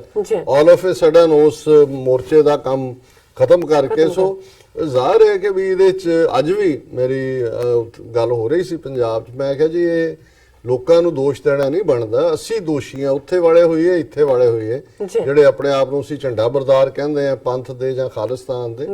ਅਸੀਂ ਕੀ ਆਲਟਰਨੇਟ ਦਿੱਤਾ ਲੋਕਾਂ ਦੇ ਲਈ, ਉਹੀ ਪਾੜ ਰਿਹਾ। ਪਰ ਇਸ ਸਾਰੇ ਦੇ ਵਿੱਚ ਕਿਉਂਕਿ ਪੰਜਾਬ ਦੇ ਹਵਾਲੇ ਨਾਲ ਵੀ ਔਰ ਓਵਰਆਲ ਵੀ ਜਿਹੜੀ ਡਿਬੇਟ ਨਵੰਬਰ 84 ਦੇ ਉੱਤੇ ਆ ਕੇ ਫੋਕਸ ਹੋਈ ਔਰ ਉਹਦੇ ਵਿੱਚ ਇਸ ਹੱਦ ਤੱਕ ਕਿ ਉਹਨਾਂ ਦਾ ਇੰਡੀਅਨ ਓਵਰਸੀਜ਼ ਕਾਂਗਰਸ ਦਾ ਪ੍ਰੈਜ਼ੀਡੈਂਟ ਔਰ ਜਿਹੜਾ ਇਹਨਾਂ ਦਾ ਹਾਊਸ ਹੋਲਡ ਮੈਂਬਰ ਹੈ ਸੋਨੀਆ ਗਾਂਧੀ ਦੇ ਟੱਬਰ ਦਾ ਸੈਮ ਪੈਤਰਾ, ਉਹ ਕਹਿੰਦਾ ਹੁਆ ਸੋ ਹੁਆ, ਫਿਰ ਕੀ ਹੋ ਗਿਆ ਮਾਰਤੇ ਕਿ ਹੁਆ ਸੋ ਹੁਆ, ਸੋ ਵਾਟ। ਸੋ ਫਿਰ ਜ਼ੋਰ ਲੱਗ ਗਿਆ ਇੱਕ ਤਬਕੇ ਦਾ ਸਾਫ਼ ਕਰਨ ਲਈ, ਇਸ ਗੱਲ ਨੂੰ ਸਾਬਤ ਕਰਨ ਲਈ ਕਿ ਰਾਜੀਵ ਗਾਂਧੀ ਮਿਸਟਰ ਕਲੀਨ ਕਿ ਜੀ ਬਿਲਕੁਲ ਉਹ ਤਾਂ ਉਹਦਾ ਤਾਂ ਕੋਈ ਰੋਲ ਨਹੀਂ, ਔਰ ਉਹਦੇ ਚ ਅਮਰਿੰਦਰ ਔਰ ਇਹ ਨਵਜੋਤ ਸਿੱਧੂ ਜਿਹਦੇ ਸਾਡੇ ਕਈ ਉਹਦੇ ਵੀ دیਵਾਨੇ ਬਣੇ ਹੋਏ ਨੇ ਕਿ ਔਰ ਉਹਨਾਂ ਨੇ ਕਿਵੇਂ ਆਊਟ ਆਫ ਦਾ ਵੇ ਜਾ ਕੇ ਕਿ ਜੀ ਉਹਦਾ ਤਾਂ ਕੋਈ ਰੋਲ ਹੀ ਨਹੀਂ ਹੈ। ਲੇਕਿਨ ਗੱਲ ਅਲਟੀਮੇਟਲੀ ਜਦੋਂ ਅਸੀਂ ਅੱਜ 21 ਮਈ 1991 ਦੀ ਕਰ ਰਹੇ ਹਾਂ 28 ਸਾਲ ਪਹਿਲਾਂ, ਔਰ ਮੈਨੂੰ ਯਾਦ ਹੈ ਕਿ ਮੈਂ ਅਮਰੀਕਾ ਦੇ ਵਿੱਚ ਕੈਲੀਫੋਰਨੀਆ ਦੇ ਫਰੀਮਾਉਂਟ ਸ਼ਹਿਰ 'ਚ ਰਹਿੰਦੇ ਆ ਆਪਣੀ ਪੜ੍ਹਾਈ ਜਿਹੜੀ ਇਸ ਲਾਈਨ ਦੇ ਵਿੱਚ ਜਿਹੜਾ ਉਹ ਚੱਲ ਰਿਹਾ ਸੀ ਔਰ ਮੈਂ ਆਇਆ ਆਪਣੀ ਕਲਾਸ ਤੋਂ, ਸਾਈਕਾਈਟ੍ਰਿਕ ਟੈਕਨੋਲੋਜੀ ਦੀ ਕਲਾਸ ਸੀ, ਤੇ ਆਇਆ ਤੇ ਉੱਥੋਂ ਓਕਲੈਂਡ ਤੋਂ ਇੱਕ ਅਖਬਾਰ ਨਿਕਲਦਾ ਹੈ ਦਾ ਅਰਗਸ, ਉਹਨਾਂ ਦੇ ਰਿਪੋਰਟਰ ਦੀ ਕਾਲ ਆਈ ਕਿਉਂਕਿ ਮੈਂ ਅਜੇ ਪੰਥਕ ਲਾਈਫ 'ਚ ਇੱਥੇ ਥੋੜੇ ਬਹੁਤ ਜਿਹੜੇ ਜਾਣੂ ਸੀ ਉਹਨਾਂ ਦੇ ਨਾਲ ਤਾਂ ਮੇਰਾ ਰਾਬਤਾ ਸੀ, ਪਰ ਮੈਂ ਆਪਣੇ ਆਪ ਨੂੰ ਅਜੇ ਫੁੱਲ ਸਕੇਲ ਇਸ ਪਾਸੇ ਨਹੀਂ ਸੀ ਆਇਆ। ਔਰ ਉਹਨੇ ਰੈਫਰ ਕੀਤਾ ਕਿ ਜੀ ਫਰੀਮਾਉਂਟ ਗੁਰਦੁਆਰੇ ਦੇ ਸੈਕਟਰੀ ਸਨ ਉਹਨਾਂ ਦਿਨਾਂ 'ਚ ਬਲਬੀਰ ਸਿੰਘ ਗਾਖਲ, ਕਿ ਉਹਨਾਂ ਨੇ ਤੁਹਾਡਾ ਨੰਬਰ ਦਿੱਤਾ ਹੈ ਕਿ what you have to say about Rajiv Gandhi's assassination. ਕਿ ਵੀ ਉਦੋਂ ਤੱਕ ਟਰੂਥ ਇਹ ਹੈ ਕਿ ਵੀ ਉਦੋਂ ਅਜੇ ਇਸ ਕਿਸਮ ਦਾ ਸੋਸ਼ਲ ਮੀਡੀਆ ਵਾਲਾ ਪਾਰਟ ਵੀ ਬਹੁਤਾ ਨਹੀਂ ਸੀ ਔਰ ਮੈਨੂੰ ਪਤਾ ਵੀ ਨਹੀਂ ਸੀ, ਮੈਨੂੰ ਉਹਦੇ ਤੋਂ ਹੀ ਰਿਪੋਰਟਰ ਤੋਂ ਹੀ ਪਤਾ ਲੱਗਾ। ਔਰ ਕਿਉਂਕਿ ਉਹਨਾਂ ਨੇ ਗੁਰਦੁਆਰੇ ਵਾਲਿਆਂ ਨੂੰ ਜਦੋਂ ਇਹ ਖਬਰ ਆਈ ਅਰਗਸ ਵਾਲਿਆਂ ਨੇ ਕੀਤਾ ਤੇ ਉਹਨਾਂ ਨੇ ਗੁਰਦੁਆਰਾ ਸਾਹਿਬ ਮੈਂ 2-3 ਵਾਰ ਗਿਆ ਸੀ, ਉਸ ਤੋਂ ਪਹਿਲਾਂ ਬੋਲਿਆ ਵੀ ਸੀ। ਸੋ ਸੈਕਟਰੀ ਜਿਹੜੇ ਨੇ ਉਹਨਾਂ ਨੂੰ ਲੱਗਾ ਕਿ ਵੀ ਸ਼ਾਇਦ ਅੰਗਰੇਜ਼ੀ 'ਚ ਇਹ ਬਿਹਤਰ ਕਰ ਸਕਦੇ ਨੇ। ਸੋ ਮੈਂ ਉਹਨੂੰ ਓਨੈਸਟਲੀ ਕਿਹਾ, ਮੈਂ ਕਿ ਵੀ ਮੈਂ ਆਪਣੀ ਕਲਾਸ 'ਚੋਂ ਹੀ ਆਇਆ, ਮੈਨੂੰ ਇਹਦਾ ਖਬਰ ਦਾ ਤਾਂ ਪਤਾ ਨਹੀਂ, ਪਰ ਮੈਂ ਕਿਹਾ ਕਿ ਵੀ ਤੁਸੀਂ ਕ੍ਰਿਸਚੀਅਨਿਟੀ 'ਚ ਯਕੀਨ ਰੱਖਣ ਵਾਲੇ, ਤੁਸੀਂ ਇਸ ਗੱਲ 'ਚ ਜ਼ਰੂਰ ਇਹ ਤੁਹਾਡੀ ਬਾਈਬਲ ਦਾ ਹੀ ਕੋਟ ਹੈ ਕਿ ਦੋਜ਼ ਹੂ ਲਿਵ ਬਾਈ ਦਾ ਸੌਰਡ ਡਾਈ ਬਾਈ ਦਾ ਸੌਰਡ। ਜੀ ਤੇ ਜ਼ਾਹਰ ਹੈ ਕਿ ਜਿਹੜੇ ਤਾਕਤ ਦੇ ਤਲਵਾਰ ਦੇ ਸਹਾਰੇ ਜਿਉਂਦੇ ਨੇ ਉਹ ਅਲਟੀਮੇਟਲੀ ਤਲਵਾਰ ਦੇ ਨਾਲ ਹੀ ਮਾਰੇ ਜਾਂਦੇ ਨੇ। ਔਰ ਮੈਂ ਕਿਹਾ ਕਿ ਵੀ ਇਹ ਰਾਜੀਵ ਗਾਂਧੀ ਨੇ, ਇਹ ਵੱਡਾ ਕਾਤਲ ਜਿਹਨੇ ਹਜ਼ਾਰਾਂ ਸਿੱਖਾਂ ਦਾ ਖੂਨ ਬਹਾਇਆ, ਜੀ ਨਸਲਕੁਸ਼ੀ ਕੀਤੀ। ਔਰ ਮੈਂ ਕਿਹਾ ਵੀ ਮੈਨੂੰ ਤਾਂ ਨਹੀਂ ਪਤਾ ਉਹਦੀ, ਕਿਉਂਕਿ ਇੰਨਾ ਕੁ ਮੈਨੂੰ ਅੰਦਾਜ਼ਾ ਹੋ ਗਿਆ ਵੀ ਤਮਿਲਨਾਡੂ ਦਾ ਸ਼ਹਿਰ ਹੈ ਸ਼੍ਰੀ ਪੇਰੰਗਬੰਦੂਰ। ਰਾਤ 10:20 ਤੇ ਜਿਹੜਾ ਉਸ ਨੂੰ ਉਡਾਇਆ ਗਿਆ ਸੀ। ਜੀ ਤੇ ਮੈਨੂੰ ਇਹ ਅੰਦਾਜ਼ਾ ਜ਼ਰੂਰ ਹੋ ਗਿਆ, ਕਿਉਂਕਿ ਮੈਂ ਉਸ ਤੋਂ ਪਹਿਲਾਂ ਵਾਕਿਆ ਹੋ ਚੁੱਕਾ ਸੀ ਕਿ ਇਹ ਜਿਹੜਾ Tamil LTTE liberation tigers of Tamil Eelam, ਜਿਹੜੇ ਇਹਦੀ ਮਾਂ ਨੇ ਖੜੇ ਕੀਤੇ ਸੀ, ਪ੍ਰਭਾਕਰਨ ਰਾ ਨੇ। ਜੀ ਔਰ ਇਹਦੇ ਆਉਣ ਤੋਂ ਬਾਅਦ ਇਹਨੇ ਸਮਝੌਤਾ ਜਿਹਾ ਕਰਕੇ ਤੇ ਉਹਨਾਂ ਨੂੰ ਕਿਹਾ ਸੀ ਜੀ ਕਿ ਵੀ ਤੁਸੀਂ ਆਪਣੇ ਹਥਿਆਰ ਰੱਖ ਦਿਓ। ਉਹਨਾਂ ਦਾ ਜਿਹੜਾ ਉਹਨਾਂ ਦੇ ਨਾਲ ਪੂਰਾ ਗੱਲਬਾਤ ਆਪਣਾ ਲੰਕਾ ਦੀ ਗਵਰਨਮੈਂਟ ਨਾਲ ਇਹਨਾਂ ਨੂੰ ਬਿਲਕੁਲ ਲੈਟ ਡਾਊਨ ਕੀਤਾ ਸੀ। ਤੇ ਪ੍ਰਭਾਕਰਨ ਨੇ ਕਿਹਾ ਸੀ ਵੀ ਠੀਕ ਹੈ, ਮੈਂ ਜਾ ਕੇ ਦੇਖਦਾ। ਜੀ ਔਰ ਉਸ ਤੋਂ ਬਾਅਦ ਉਹ ਵਿਟਰ ਗਏ ਲਿਟੇ ਵਾਲੇ। ਉਹਨਾਂ ਨੇ ਕਿਹਾ ਜੀ ਅਸੀਂ ਤਾਂ ਇੰਨੀਆਂ ਕੁਰਬਾਨੀਆਂ ਦਿੱਤੀਆਂ ਨੇ, ਹੁਣ ਅਸੀਂ ਆਪਣੀ ਆਜ਼ਾਦੀ ਤੋਂ ਪਿੱਛੇ ਨਹੀਂ ਹਟਣਾ। ਸਰਕਾਰਾਂ ਨੇ ਤਾਂ ਵਰਤਿਆ, ਵਰਤ ਕੇ ਸੁੱਟਤਾ। ਔਰ ਉਹਦੇ ਤੋਂ ਬਾਅਦ ਜਿਹੜਾ ਰਾਜੀਵ ਗਾਂਧੀ, ਜਿਹੜਾ ਉਹਨਾਂ ਦਾ ਲੰਕਾ ਦਾ ਇੱਕ ਐਨੂਅਲ ਕੋਈ ਮੌਕੇ ਪੈਰੇਡ ਸੀ ਜਾਂ ਕੀ ਸੀ, ਉੱਥੇ ਗਿਆ ਵੀ ਐਜ਼ ਅ ਸਪੈਸ਼ਲ ਗੈਸਟ। ਔਰ ਜਦੋਂ ਉਹਦਾ ਪੈਰੇਡ ਦਾ ਮੁਆਇਨਾ ਕਰ ਰਿਹਾ ਸੀ ਤੇ ਲਾਈਨ ਦੇ ਵਿੱਚ ਖਲੋਤੇ ਇੱਕ ਜਿਹੜਾ ਲਿਟੇ ਦਾ ਸਪੋਰਟਰ ਫੌਜੀ ਸੀ, ਉਹਨੇ ਕਿਹਾ, ਉਹਨੇ ਬੰਦੂਕ ਦੀ ਵੱਟ ਦੇ ਨਾਲ ਜਿਹੜੇ ਨੇ 2 ਵਾਰ ਇਹਦੇ ਉੱਤੇ ਕੀਤੇ ਪਿੱਛੋਂ ਦੀ। ਔਰ ਇਹ ਅੱਗੇ ਅੱਗੇ ਭੱਜ ਪਿਆ, ਉਹਨੂੰ ਫੜ ਲਿਆ ਉਹਨਾਂ ਨੇ। ਸੋ ਉਹ ਜਿਹੜਾ ਫੁੱਲ ਕੈਮਰਿਆਂ 'ਚ ਉਹਨੂੰ ਅਸੀਂ ਇੰਜੋਏ ਕਰਦੇ ਹੁੰਦੇ ਸੀ ਆਲਵੇਜ਼, ਉਸ ਜਿਹੜੀ ਵੀਡੀਓ ਕਲਿੱਪ ਨੂੰ ਦੇਖ ਕੇ ਕਿ ਵੀ ਉਹ ਖਬਰ ਚੱਲੀ ਉਸ ਵੇਲੇ ਲਾਈਵ ਕੋ ਦਿਖਾ ਰਹੇ ਸੀ ਜੀ ਰਾਜੀਵ ਗਾਂਧੀ ਦਾ ਕਿੰਨਾ ਸਵਾਗਤ ਹੋਇਆ, ਮਾਰੇ ਵੱਟ ਉਹਦੇ 'ਚ। ਸੋ ਉਸ ਤੋਂ ਇਹ ਜ਼ਾਹਰ ਸੀ ਕਿ ਜੇ ਜਿਹੜਾ ਉਹ ਤਮਿਲਨਾਡੂ ਦੇ ਵਿੱਚ ਹੋਇਆ ਤਾਂ ਇਹਦੇ 'ਚ ਇਨਵੋਲਵ ਜਿਹੜੇ ਨੇ ਕੋਈ ਲਿਟੇ ਵਾਲੇ ਹੀ ਹੋਣਗੇ। ਔਰ ਇਹ ਬਾਅਦ ਦੇ ਵਿੱਚ ਸਾਹਮਣੇ ਵੀ ਆਇਆ, ਖਬਰ ਬਾਅਦ 'ਚ ਆਈ ਕਿ ਕਿਵੇਂ ਜਿਹੜੀ ਹੈ 30 ਸਾਲਾਂ ਦੀ ਇੱਕ ਲੜਕੀ ਧੇਨੂ ਜਿਹਦਾ ਨਾਂ ਸੀ, ਔਰ ਜਿਹਦੀ ਫੈਮਿਲੀ ਨੂੰ ਜਿਹੜਾ ਉਸ ਦੇ ਭਾਰਤੀ ਫੌਜ ਜਿਹੜੀ ਸ੍ਰੀਲੰਕਾ ਨਾਲ ਜਦੋਂ ਇਹਨਾਂ ਦਾ ਸਮਝੌਤਾ ਹੋਇਆ ਤੇ ਇਹਨਾਂ ਨੇ ਆਈਪੀਕੇਐਫ ਦੇ ਥੱਲੇ ਇੰਡੀਅਨ ਪੀਸ ਕੀਪਿੰਗ ਫੋਰਸ ਜਿਹੜੀ ਫੌਜ ਭੇਜੀ, ਉਹਨਾਂ ਨੇ ਫਿਰ ਬਹੁਤ ਜ਼ੁਲਮ ਕੀਤੇ, ਬੱਚੀਆਂ ਦੇ ਨਾਲ ਜ਼ਬਰ ਜਨਾਹ ਕੀਤਾ ਗਿਆ। ਧੇਨੂ ਦੇ ਵੀ ਪਰਿਵਾਰ ਦੇ ਬੰਦੇ ਵੀ ਮਾਰੇ ਸੀ, ਬੱਚੀਆਂ ਵੀ ਜਿਹੜੀਆਂ ਨੇ ਉਹ ਬੇਪਤ ਕੀਤੀਆਂ ਸੀ। ਸੋ ਉਹਨੇ ਆਪਣੇ ਆਪ ਨੂੰ ਜਿਹੜਾ ਉਹ ਆਫਰ ਕੀਤਾ ਜਿਹੜੇ ਵੀ, ਕਿਉਂਕਿ ਇਸ ਗੱਲ ਦਾ ਧਿਆਨ ਰਹੇ ਕਿ ਇਹ ਜਿਹੜਾ ਆਤਮਘਾਤੀ ਅੱਜ ਇਸਲਾਮ ਨਾਲ ਜੋੜ ਕੇ ਸੁਸਾਈਡ ਬੰਬਿੰਗ ਜਾਂ ਖੁਦਕੁਸ਼ ਬੰਬਿੰਗ ਨੂੰ ਜੋੜਿਆ ਜਾਂਦਾ ਹੈ। ਸਭ ਤੋਂ ਪਹਿਲਾਂ ਅਸੀਂ ਦੇਖਦੇ ਹਾਂ ਕਿ ਜੇ ਇਸ ਸੁਸਾਈਡ ਬੰਬਿੰਗ ਨੂੰ ਐਜ਼ ਅ ਵੈਪਨ ਇਸਤੇਮਾਲ ਕੀਤਾ ਹੈ ਤੇ ਤਾਮਿਲ ਹਿੰਦੂਆਂ ਨੇ ਕੀਤਾ। ਔਰ ਉਹ ਤਾਮਿਲ ਹਿੰਦੂ ਜਿਨ੍ਹਾਂ ਦੀ ਟ੍ਰੇਨਿੰਗ ਲਿਟੇ ਦੇ ਥੱਲੇ liberation tigers of Tamil Elm India the intelligence agency ਰਾ ਨੇ ਕੀਤੀ।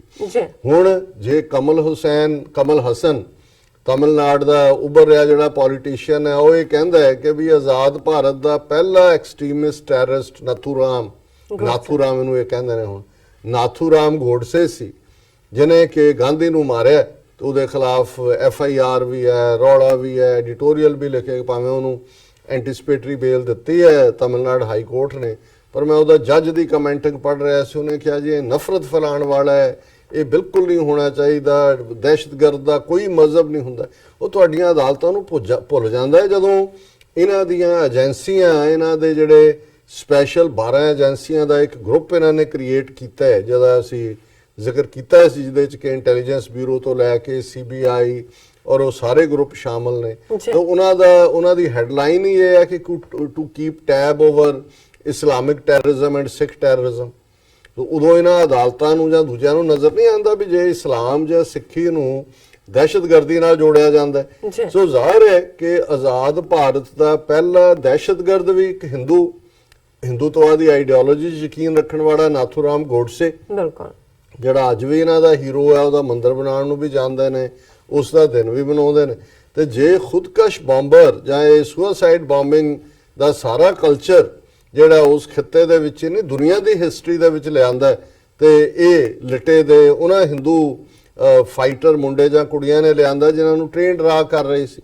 ਸੋ ਅਲਟੀਮੇਟਲੀ ਜਿਵੇਂ ਪੰਜਾਬੀ ਚ ਕਹਿੰਦੇ ਨੇ ਕਿ ਜੀ ਜਿਹੜਾ ਟੋਆ ਤੁਸੀਂ ਕਿਸੇ ਲਈ ਪੁੱਟਦੇ ਹੋ ਉਹਦੇ 'ਚ ਤੁਸੀਂ ਆਪ ਹੀ ਡਿੱਗਦੇ ਹੋ। ਜੀ ਸੋ ਇਹ ਧੇਨੂ ਨਾਂ ਦੀ ਇਸ ਕੁੜੀ ਨੇ, ਉਹ ਜਿਵੇਂ ਬਾਅਦ ਦੇ ਵਿੱਚ ਜਿਹੜੇ ਫੈਕਟ ਸਾਹਮਣੇ ਆਏ ਕਿ ਕਿਵੇਂ 7 ਮੈਂਬਰ ਇਨਵੈਸਟੀਗੇਸ਼ਨ ਹੋਈ, 7 ਮੈਂਬਰ ਲਿਟੇ ਦੇ ਲਿਬਰੇਸ਼ਨ ਟਾਈਗਰਸ ਆਫ ਤਮਿਲ ਦੇ ਗ੍ਰਿਫਤਾਰ ਕੀਤੇ ਗਏ ਸੀ, ਔਰ ਜਿਹੜੇ ਉਹਨਾਂ ਦੇ ਮੁੱਖ ਦੋਸ਼ੀ ਸੀ ਸ਼ਿਵਰਾਸਨ ਤੇ ਉਹਦੇ ਸਾਥੀ, ਉਹਨਾਂ ਤੱਕ ਜਦੋਂ ਹੀ ਪੁਲਿਸ ਪਹੁੰਚੀ ਉਹਨਾਂ ਨੇ ਸੁਸਾਈਡ ਜਿਹੜਾ ਸਾਇਨਾਈਡ ਖਾ ਕੇ ਉਹਨਾਂ ਨੇ ਆਪਣਾ ਸੁਸਾਈਡ ਕਰ ਲਿਆ। ਸੋ ਜ਼ਾਹਰ ਹੈ ਉਹ ਕਾਬੂ 'ਚ ਨਹੀਂ ਆਏ, ਔਰ ਜਿਹੜੇ 7 ਮੈਂਬਰ ਨੇ ਆਲਰੇਡੀ, ਉਹਨਾਂ ਦੇ ਵਿੱਚ ਇੱਕ ਨਲਨੀ ਨਾਂ ਦੀ ਕੁੜੀ ਵੀ ਹੈ ਜਿਨ੍ਹਾਂ ਨੇ ਆਪਣੀਆਂ ਟਰਮਸ ਪੂਰੀਆਂ ਕਰ ਲਈਆਂ, ਔਰ ਇਸ ਹੁਣ ਉਹ ਜਿਹੜੇ ਨੇ ਰਿਹਾਈ ਇੰਤਜ਼ਾਰ ਕਰ ਰਹੇ ਨੇ। ਆਲਰੇਡੀ ਜੈਲਲਤਾ ਸਰਕਾਰ ਨੇ ਤਾਂ ਉਹਨਾਂ ਨੂੰ ਛੱਡਤਾ ਸੀ, ਲੇਕਿਨ ਗਵਰਨਮੈਂਟ ਸੈਂਟਰ ਦੀ ਜਿਹੜੀ ਹੈ, ਕਿਉਂਕਿ CBI ਕੋਲ ਸੀ ਕੇਸ, ਸੁਪਰੀਮ ਕੋਰਟ 'ਚ ਗਈ।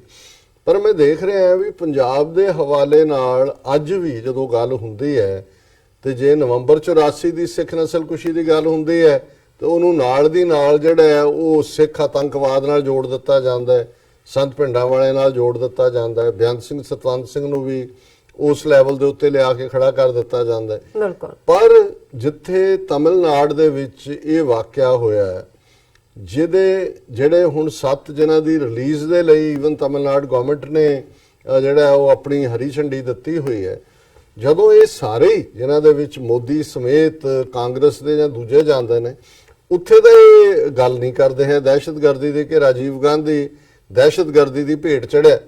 ਇਸ ਦੇ ਉਲਟ ਇਹ ਜਿਹੜਾ ਪ੍ਰਿਯੰਕਾ ਜਾਂ ਦੂਜਾ ਇਹਨਾਂ ਨੇ ਕਿਹਾ ਜੀ ਅਸੀਂ ਮਾਫ ਕੀਤਾ ਉਹਨਾਂ ਨੂੰ, ਉਹ ਬੇਸ਼ੱਕ ਉਹਨਾਂ ਨੂੰ ਛੱਡ ਦਿਓ, ਸਾਨੂੰ ਕੋਈ ਫਰਕ ਨਹੀਂ ਪਿਆ, ਉਹ ਆਪਣੀਆਂ ਕੈਥੋਲਿਕ ਰੂਟਸ ਵੀ ਦਿਖਾਉਂਦਾ ਹੈ। ਲੇਕਿਨ ਕਿਵੇਂ ਰਾਜੀਵ ਗਾਂਧੀ ਨੂੰ ਜਸਟੀਫਾਈ ਕਰਨ ਦੇ ਲਈ ਨਵੰਬਰ 84 ਦੇ ਹਵਾਲੇ 'ਚ ਇੱਕ ਪਾਸੇ ਕਾਂਗਰਸ ਜਿਹੜੀ ਹੈ ਉਹ ਉਧਰ ਦੋਸ਼ ਸੁੱਟ ਰਹੀ ਹੈ, ਪਰ ਹੁਣ ਦੂਜੇ ਪਾਸੇ ਜੇ ਉਹੀ ਮੋਦੀ ਐਂਡ ਕੰਪਨੀ ਜਿਹੜਾ ਰਾਜੀਵ ਗਾਂਧੀ ਨੂੰ ਮਹਾਭ੍ਰਿਸ਼ਟ ਕਹਿੰਦਾ ਹੈ, ਉਹ ਤਮਿਲਾਂ ਬਾਰੇ ਨਹੀਂ ਬੋਲਦਾ ਹੈ ਕਿ ਜੀ ਤਮਿਲਾਂ ਨੇ ਜਿਹੜਾ ਉਹਨੂੰ ਮਾਰਿਆ ਰਾਜੀਵ ਗਾਂਧੀ ਨੂੰ, ਔਰ ਉਹਨੂੰ ਇਹਨਾਂ ਦੇ ਮੁਲਕ ਨੇ ਉਹਨੂੰ ਵੀ ਸ਼ਹੀਦ ਐਲਾਨਿਆ ਸੀ, ਉਹਦਾ ਵੀ ਜਿਹੜਾ ਉੱਥੇ ਸਥਲ ਬਣਾਇਆ ਹੋਇਆ, ਉਹਦੇ ਦਿਨ ਨੂੰ 21 ਮਈ ਨੂੰ ਐਂਟੀ ਟੈਰਰਿਜ਼ਮ ਡੇ ਬਣਾਇਆ ਹੋਇਆ। ਸੋ ਇਸ ਸਾਰੇ ਨੂੰ ਜਦੋਂ ਤੁਸੀਂ ਇੱਕ ਕੰਟੈਕਸਟ ਦੇਖਦੇ ਹੋ, ਫਿਰ ਇਹ ਲੱਗਦਾ ਹੈ ਵੀ ਇਹ ਟੈਰਰਿਜ਼ਮ ਦੇ ਲਈ, ਦਹਿਸ਼ਤਗਰਦੀ ਦੇ ਲਈ ਸਿੱਖ ਤੇ ਮੁਸਲਮਾਨ ਹੀ ਟਾਰਗੇਟ ਕੀਤੇ ਹੋਏ ਨੇ।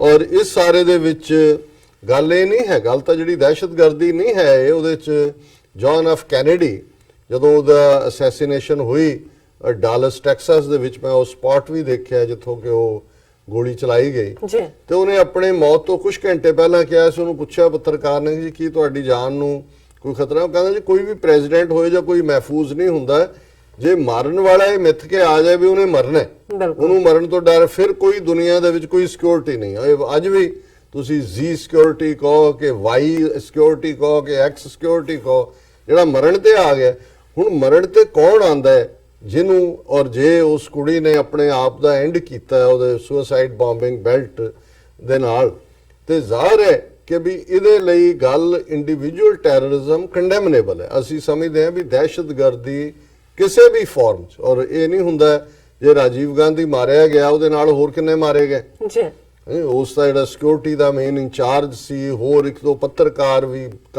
ਔਰ ਉੱਥੇ ਤਾਂ ਰਾਜੀਵ ਗਾਂਧੀ ਤਾਂ ਲੱਭਿਆ ਹੀ ਨਹੀਂ, ਉਹਦੇ ਝਾੜੂ ਨਾਲ ਹੀ ਇਕੱਠਾ ਕੀਤਾ। ਉਹਦੇ ਇਹ ਸੀ ਕਿ ਵੀ ਉਹਦੇ ਉਹ ਗੁੱਚੀ ਘੜੀ ਬੰਨੀ ਹੋਈ ਸੀ, ਉਹ ਕਲਾਈ ਜਿਹੀ ਉਹਦੀ ਇੱਕ ਪਾਸੇ ਡਿੱਗੀ ਸੀ ਉੱਥੋਂ, ਤੇ ਬੂਟ ਉਹਦੇ ਚਿੱਟੇ ਜਿਹੇ ਪਾਏ ਹੋਏ ਸੀਗੇ, ਉਹ ਤੋਂ ਉਹਨਾਂ ਨੇ ਦੇਖਿਆ ਵੀ ਇਹ ਹੋਏਗਾ, ਉਹ ਤਾਂ ਇਕੱਠਾ ਕਰਕੇ ਉਹਨਾਂ ਨੇ ਉਸ ਕਿਸਮ ਦਾ ਕੀਤਾ। ਸੋ ਉਹਦੇ ਨਾਲ ਹੋਰ ਕਿੰਨੇ ਬੇਗੁਨਾਹ ਮਾਰੇ ਗਏ। ਸੋ ਇਸ ਕੰਟੈਕਸਟ ਜੇ ਅਸੀਂ ਦੇਖੀਏ ਤਾਂ ਫਿਰ ਇੱਕ ਡਿਬੇਟ ਜਿਹੜੀ ਕਿ ਸੀਰੀਅਸ ਡਿਬੇਟ ਹੋਣੀ ਚਾਹੀਦੀ ਹੈ। ਗਾਂਧੀ ਦੀ ਅਸੈਸੀਨੇਸ਼ਨ ਪੋਲੀਟੀਕਲ ਮਰਡਰ ਸੀ, ਇਹਦੇ 'ਚ ਕੋਈ ਸ਼ੱਕ ਨਹੀਂ ਹੈ, ਕਿਉਂਕਿ ਗਾਂਧੀ ਨੇ ਤਾਂ ਉਹਦਾ ਕੁਝ ਨਹੀਂ ਸੀ ਵਿਗਾੜਿਆ ਹੋਇਆ, ਨਾਥੂਰਾਮ ਗੌਡਸੇ ਦਾ, ਨਾਥੂਰਾਮ ਦਾ। ਉਹ ਇਹ ਮਹਿਸੂਸ ਕਰਦੇ ਸੀ ਕਿ ਜਿਹੜਾ ਸਾਡਾ ਹਿੰਦੂਤਵਾ ਦਾ ਏਜੰਡਾ ਜਿਹੜਾ ਅਸੀਂ ਤੇਜ਼ੀ ਨਾਲ ਲਾਗੂ ਕਰਨਾ ਚਾਹੁੰਦੇ ਹਾਂ, ਇਹ ਹੌਲੀ ਹੌਲੀ ਕਰ ਰਿਹਾ। ਹਾਲਾਂਕਿ ਗਾਂਧੀ ਨੇ ਜਿਵੇਂ ਰਾਮ ਰਾਜ ਦੇ ਨਾਂ ਥੱਲੇ 1000 ਸਾਲ ਦੀ ਗੁਲਾਮੀ ਬਾਅਦ ਪਰੋਸ ਕੇ ਇਹਨਾਂ ਨੂੰ ਹਿੰਦੂ ਰਾਸ਼ਟਰ ਦਿੱਤਾ, ਇਹ ਹੋਰ ਕੋਈ ਵੀ ਨਹੀਂ ਸੀ ਕਰ ਸਕਦਾ। ਲੇਕਿਨ ਜੇ ਇੰਦਰਾ ਗਾਂਧੀ ਦਾ ਅੰਤ ਹੁੰਦਾ ਬੇਅੰਤ ਸਿੰਘ ਸਤਵੰਤ ਸਿੰਘ ਦੇ ਹੱਥੋਂ, ਜੇ ਰਾਜੀਵ ਗਾਂਧੀ ਦਾ ਧੈਨੂ ਦੇ ਹੱਥੋਂ ਹੁੰਦਾ, ਜਾਂ ਪੰਜਾਬ ਦੇ ਮੁੱਖ ਮੰਤਰੀ ਬੇਅੰਤੇ ਦਾ ਜਿਹੜਾ ਸ਼ਹੀਦ ਭਾਈ ਦਿਲਾਵਰ ਸਿੰਘ ਦੇ ਹੱਥੋਂ ਹੁੰਦਾ 31 ਅਗਸਤ 1995 ਨੂੰ, ਇਹਨੂੰ ਤੁਸੀਂ ਮਹਿਜ਼ ਦਹਿਸ਼ਤਗਰਦੀ ਦੀ ਡਿਬੇਟ ਦੇ ਵਿੱਚ ਜਾਂ ਪੋਲੀਟੀਕਲ ਅਸੈਸੀਨੇਸ਼ਨ ਦੀ ਡਿਬੇਟ 'ਚ ਨਹੀਂ ਤੁਸੀਂ ਇਹਨੂੰ ਦੇਖ ਸਕਦੇ। ਇਹ ਜ਼ਾਹਿਰਾ ਤੌਰ ਦੇ ਉੱਤੇ ਸਟੇਟ ਟੈਰਰਿਜ਼ਮ ਹੈ ਜੀ ਜਿਸ ਦਾ ਜਵਾਬ ਹੈ। ਹੁਣ ਜਦੋਂ ਕੋਈ ਸਟੇਟ ਇਸ ਹੱਦ ਤੱਕ ਦਹਿਸ਼ਤਗਰਦੀ ਨੂੰ ਐਜ਼ ਅ ਟੂਲ ਇਸਤੇਮਾਲ ਕਰਦੀ ਹੈ ਆਪਣੇ ਲੋਕਾਂ ਦੀਆਂ ਮੁੱਢਲੀਆਂ ਆਜ਼ਾਦੀਆਂ ਨੂੰ ਦਬਾਉਣ ਲਈ, ਉਹਨਾਂ ਦੇ ਧਾਰਮਿਕ ਸਥਾਨਾਂ ਦੇ ਉੱਤੇ ਹਮਲਾ ਕਰਨ ਦੇ ਲਈ। ਹੁਣ ਜੇ ਇੰਦਰਾ ਗਾਂਧੀ 3 ਜੂਨ 1984 ਨੂੰ 35 ਸਾਲ ਪਹਿਲਾਂ ਦਰਬਾਰ ਸਾਹਿਬ ਤੇ 37 ਇਤਿਹਾਸਕ ਗੁਰਦੁਆਰਿਆਂ ਤੇ ਟੈਂਕਾਂ ਤੋਪਾਂ ਨਾਲ ਹਮਲਾ ਕਰਦੀ ਹੈ ਜੀ ਤੇ ਜ਼ਾਹਰ ਹੈ ਕਿ ਜਿਹੜੇ ਹਜ਼ਾਰਾਂ ਬੇਗੁਨਾਹ ਮਾਰੇ ਗਏ ਔਰ ਸ਼ਹੀਦ ਬੇਅੰਤ ਸਿੰਘ, ਮੈਂ ਅੱਗੇ ਵੀ ਸ਼ਾਇਦ ਜ਼ਿਕਰ ਕੀਤਾ ਸੀ, ਉਹਨਾਂ ਦੀ ਸਿੰਘਣੀ ਸਾਹਿਬਾਂ ਬੀਬੀ ਬਿਮਲ ਕੌਰ ਜਿਹੜੇ ਕਿ ਮੈਂਬਰ ਪਾਰਲੀਮੈਂਟ ਬਣੇ 1999 ਦੇ ਵਿੱਚ, 90-91 ਦੇ ਉਸ ਪੀਰੀਅਡ 'ਚ ਹੀ, ਸ਼ਾਇਦ 90 ਜਾਂ 91 'ਚੋਂ ਅਮਰੀਕਾ ਆਏ, ਕੈਲੀਫੋਰਨੀਆ ਵੀ, ਉਦੋਂ ਵੀ ਮੇਰੀ ਪੜ੍ਹਾਈ ਅਜੇ ਚੱਲ ਰਹੀ ਸੀ ਤੇ ਉਹ ਗੁਰਦੁਆਰੇ ਵਾਲਿਆਂ ਨੇ ਕਿਹਾ ਕਿ ਜੀ ਇਹਨਾਂ ਨੂੰ ਤੁਸੀਂ ਇੰਟਰੋਡਿਊਸ ਕਰਵਾਉਣਾ ਹੈ। ਔਰ ਦੂਸਰਾ ਤੇ ਮੈਨੂੰ ਉਹਨਾਂ ਦੇ ਨਾਲ 1-to-1 ਗੱਲਬਾਤ ਦਾ ਮੌਕਾ ਵੀ ਮਿਲਿਆ ਤੇ ਮੈਂ ਉਹਨਾਂ ਨੂੰ ਪੁੱਛਿਆ, ਮੈਂ ਕਿਹਾ ਭੈਣ ਜੀ ਕਦੇ ਤੁਹਾਡੇ ਸਰਦਾਰ ਜੀ ਨੇ ਤੁਹਾਡੇ ਨਾਲ ਇੰਨਾ ਵੱਡਾ ਉਹਨਾਂ ਨੇ ਕੰਮ ਕੀਤਾ, ਜ਼ਾਹਰ ਹੈ ਸ਼ਹਾਦਤ ਔਰ ਫਾਂਸੀ ਉਹ ਤਿਆਰ ਸੀ ਇਸ ਸਾਰੇ ਦੇ ਲਈ, ਤਾਂ ਹੀ ਇਸ ਪਾਸੇ ਆਏ, ਤੁਹਾਡੇ ਬੱਚੇ ਛੋਟੇ ਛੋਟੇ, ਉਹਨਾਂ ਨੇ ਕਦੇ ਤੁਹਾਡੇ ਨਾਲ ਸਲਾਹ ਜਾਂ ਜ਼ਿਕਰ ਨਹੀਂ ਕੀਤਾ ਕਿ ਵੀ ਉਹ ਕਿੰਨਾ ਵੱਡਾ ਕੰਮ ਕਰਨ ਜਾ ਰਹੇ ਨੇ? ਉਹਨਾਂ ਨੇ ਕਿਹਾ ਨਹੀਂ ਵੀਰ ਜੀ। ਉਹਨਾਂ ਨੇ ਕਿਹਾ ਹਾਂ, ਉਹ ਜਦੋਂ ਦਰਬਾਰ ਸਾਹਿਬ ਤੋਂ ਬਾਅਦ ਆਏ ਵਾਪਸ ਮੁੜੇ ਤੇ ਚੁੱਪ ਰਹਿੰਦੇ ਸੀ ਤੇ ਉਹ ਇਹ ਕਹਿੰਦੇ ਸੀ ਕਿ ਬਿਮਲ ਆਪਣੇ ਜਿਹੜੇ ਬੱਚੇ ਨੇ ਨਾ ਇਹ ਕਿੰਨੇ ਆਪਾਂ ਨੂੰ ਪਿਆਰੇ ਨੇ, ਇੰਨੀ ਉਮਰ ਦੇ ਬੱਚੇ ਵੀ ਜਿਹੜੇ ਨੇ ਫੌਜ ਨੇ ਦਰਬਾਰ ਸਾਹਿਬ 'ਚ ਮਾਰ ਕੇ ਉਹਨਾਂ ਦੀਆਂ ਲਾਸ਼ਾਂ ਸਰੋਵਰ ਦੇ ਵਿੱਚ ਸੁੱਟ ਦਿੱਤੀਆਂ ਔਰ ਇਵੇਂ ਹੋਇਆ। ਸੋ ਜ਼ਾਹਰ ਹੈ ਕਿ ਜਦੋਂ ਤੁਸੀਂ ਇਹ ਦੇਖਦੇ ਹੋ ਇਹ, ਔਰ ਜਿਵੇਂ ਇੱਕ ਬੜੀ ਪਪੂਲਰ ਕੋਟ ਹੈ ਕਿ ਕੋਈ ਮਾਂ ਦਹਿਸ਼ਤਗਰਦ ਨਹੀਂ ਜੰਮਦੀ, ਬਿਲਕੁਲ ਮਾਂ ਤਾਂ ਬੱਚਾ ਜਾਂ ਬੱਚੀ ਜੰਮਦੇ ਉਹਨੂੰ ਹੀ ਅਜ਼ੀਜ਼ ਹੁੰਦਾ ਹੈ। ਹੁਣ ਜਿਹੜਾ ਕੋਈ ਇਸ ਰਸਤੇ ਤੇ ਤੁਰਦਾ ਹੈ, ਜੇ ਸਟੇਟ ਦੀਆਂ ਨੀਤੀਆਂ ਇਸ ਹੱਦ ਤੱਕ ਹੋਣ ਕਿ ਆਪਣੇ ਲੋਕਾਂ ਨੂੰ ਤੁਸੀਂ ਬੇਪਤ ਕਰਨਾ ਹੈ, ਉਹਨਾਂ ਦੇ ਘਰ ਉਜਾੜਨੇ ਨੇ, ਉਹਨਾਂ ਦੀਆਂ ਮਾਤਾਵਾਂ ਭੈਣਾਂ ਬੱਚੀਆਂ ਨੂੰ ਜਿਹੜਾ ਬੇਆਬਰੂ ਕਰਨਾ ਹੈ, ਫਿਰ ਤੁਹਾਡੇ ਕੋਲ ਕੀ ਰਸਤਾ ਬਚਦਾ ਹੈ? ਬੇਅੰਤ ਸਿੰਘ ਸਤਵੰਤ ਸਿੰਘ ਹੋਰਾਂ ਨੇ ਵੀ ਸ਼ਹਾਦਤ ਦਾ ਰਸਤਾ ਜੇ ਚੁਣਿਆ ਤਾਂ ਉਹਨਾਂ ਦੇ ਸਾਹਮਣੇ ਉਹ ਇੰਦਰਾ ਗਾਂਧੀ ਸੀ ਜਿਹਨੇ ਜੂਨ 84 ਦੇ ਵਿੱਚ ਸਿੱਖ ਨਸਲਕੁਸ਼ੀ ਕੀਤੀ। ਔਰ ਜ਼ਾਹਰ ਹੈ ਕਿ ਬੀਬੀ ਧੇਨੂ ਨੇ ਜੇ ਰਾਜੀਵ ਗਾਂਧੀ ਨੂੰ ਨਿਸ਼ਾਨਾ ਬਣਾਇਆ ਤੇ ਫਿਰ ਜ਼ਾਹਰ ਹੈ ਕਿ ਕੀ ਨਹੀਂ ਕੀਤਾ ਭਾਰਤੀ ਫੌਜ ਨੇ ਉੱਥੇ ਸ੍ਰੀਲੰਕਾ ਦੇ ਵਿੱਚ ਕਿ ਇਸ ਹੱਦ ਤੱਕ ਗੱਲ ਪਹੁੰਚੀ। ਔਰ ਇਹਨਾਂ 72 ਸਾਲਾਂ 'ਚ ਹਕੂਮਤਾਂ ਨੇ ਕੋਈ ਸਬਕ ਨਹੀਂ ਸਿੱਖਿਆ ਕਿਉਂਕਿ, ਔਰ ਇਹਦੇ 'ਚ ਇੱਕ ਗੱਲ ਬੜੀ ਇੰਟਰਸਟਿੰਗ ਹੈ, ਮੈਂ ਇਹ ਸਾਰੀ ਸਟੋਰੀ ਅੱਜ BBC ਦੇ ਇੱਕ ਬੜੇ ਮੰਜੇ ਹੋਏ ਰਿਪੋਰਟਰ ਨੇ ਰੇਹਾਨ ਫਜ਼ਲ, ਉਹ ਬੜੇ ਹਿਸਟੋਰੀਕਲ ਇੰਟਰਵਿਊ ਕੀਤੇ ਨੇ, ਉਹਨਾਂ ਨੇ ਵੀ ਅੱਜ ਦੇ ਉੱਤੇ ਸਟੋਰੀ ਕੀਤੀ ਹੈ। ਹਾਲਾਂਕਿ ਮੈਨੂੰ ਸੀ, ਮੈਂ ਕਿਹਾ ਕਿ ਵੀ ਮੈਂ PC ਅਲੈਗਜ਼ੈਂਡਰ ਜਿਹੜਾ ਇੰਦਰਾ ਗਾਂਧੀ ਦਾ PA ਰਿਹਾ ਔਰ ਹਾਈ ਕਮਿਸ਼ਨਰ ਵੀ ਸੀ ਇੰਗਲੈਂਡ ਦੇ ਵਿੱਚ 84-85, ਰਾਜੀਵ ਗਾਂਧੀ ਦਾ ਵੀ ਬੜਾ ਕਲੋਜ਼ ਸੀ ਔਰ ਸਿੱਖ ਮੂਵਮੈਂਟ ਦੇ ਖਿਲਾਫ ਜਿਹੜੇ ਇੰਦਰਾ ਗਾਂਧੀ ਦੀ ਇਨਰ ਕਿਚਨ ਕੈਬਨਿਟ ਸੀ ਜਿਨ੍ਹਾਂ ਨੇ ਜੂਨ 84 ਦਾ ਫੈਸਲਾ ਲਿਆ, ਭਾਵੇਂ ਇਹ PA ਸੀ ਪਰ ਇੰਦਰਾ ਗਾਂਧੀ ਦਾ ਬੜਾ ਟਰਸਟਵਰਦੀ ਸੀ।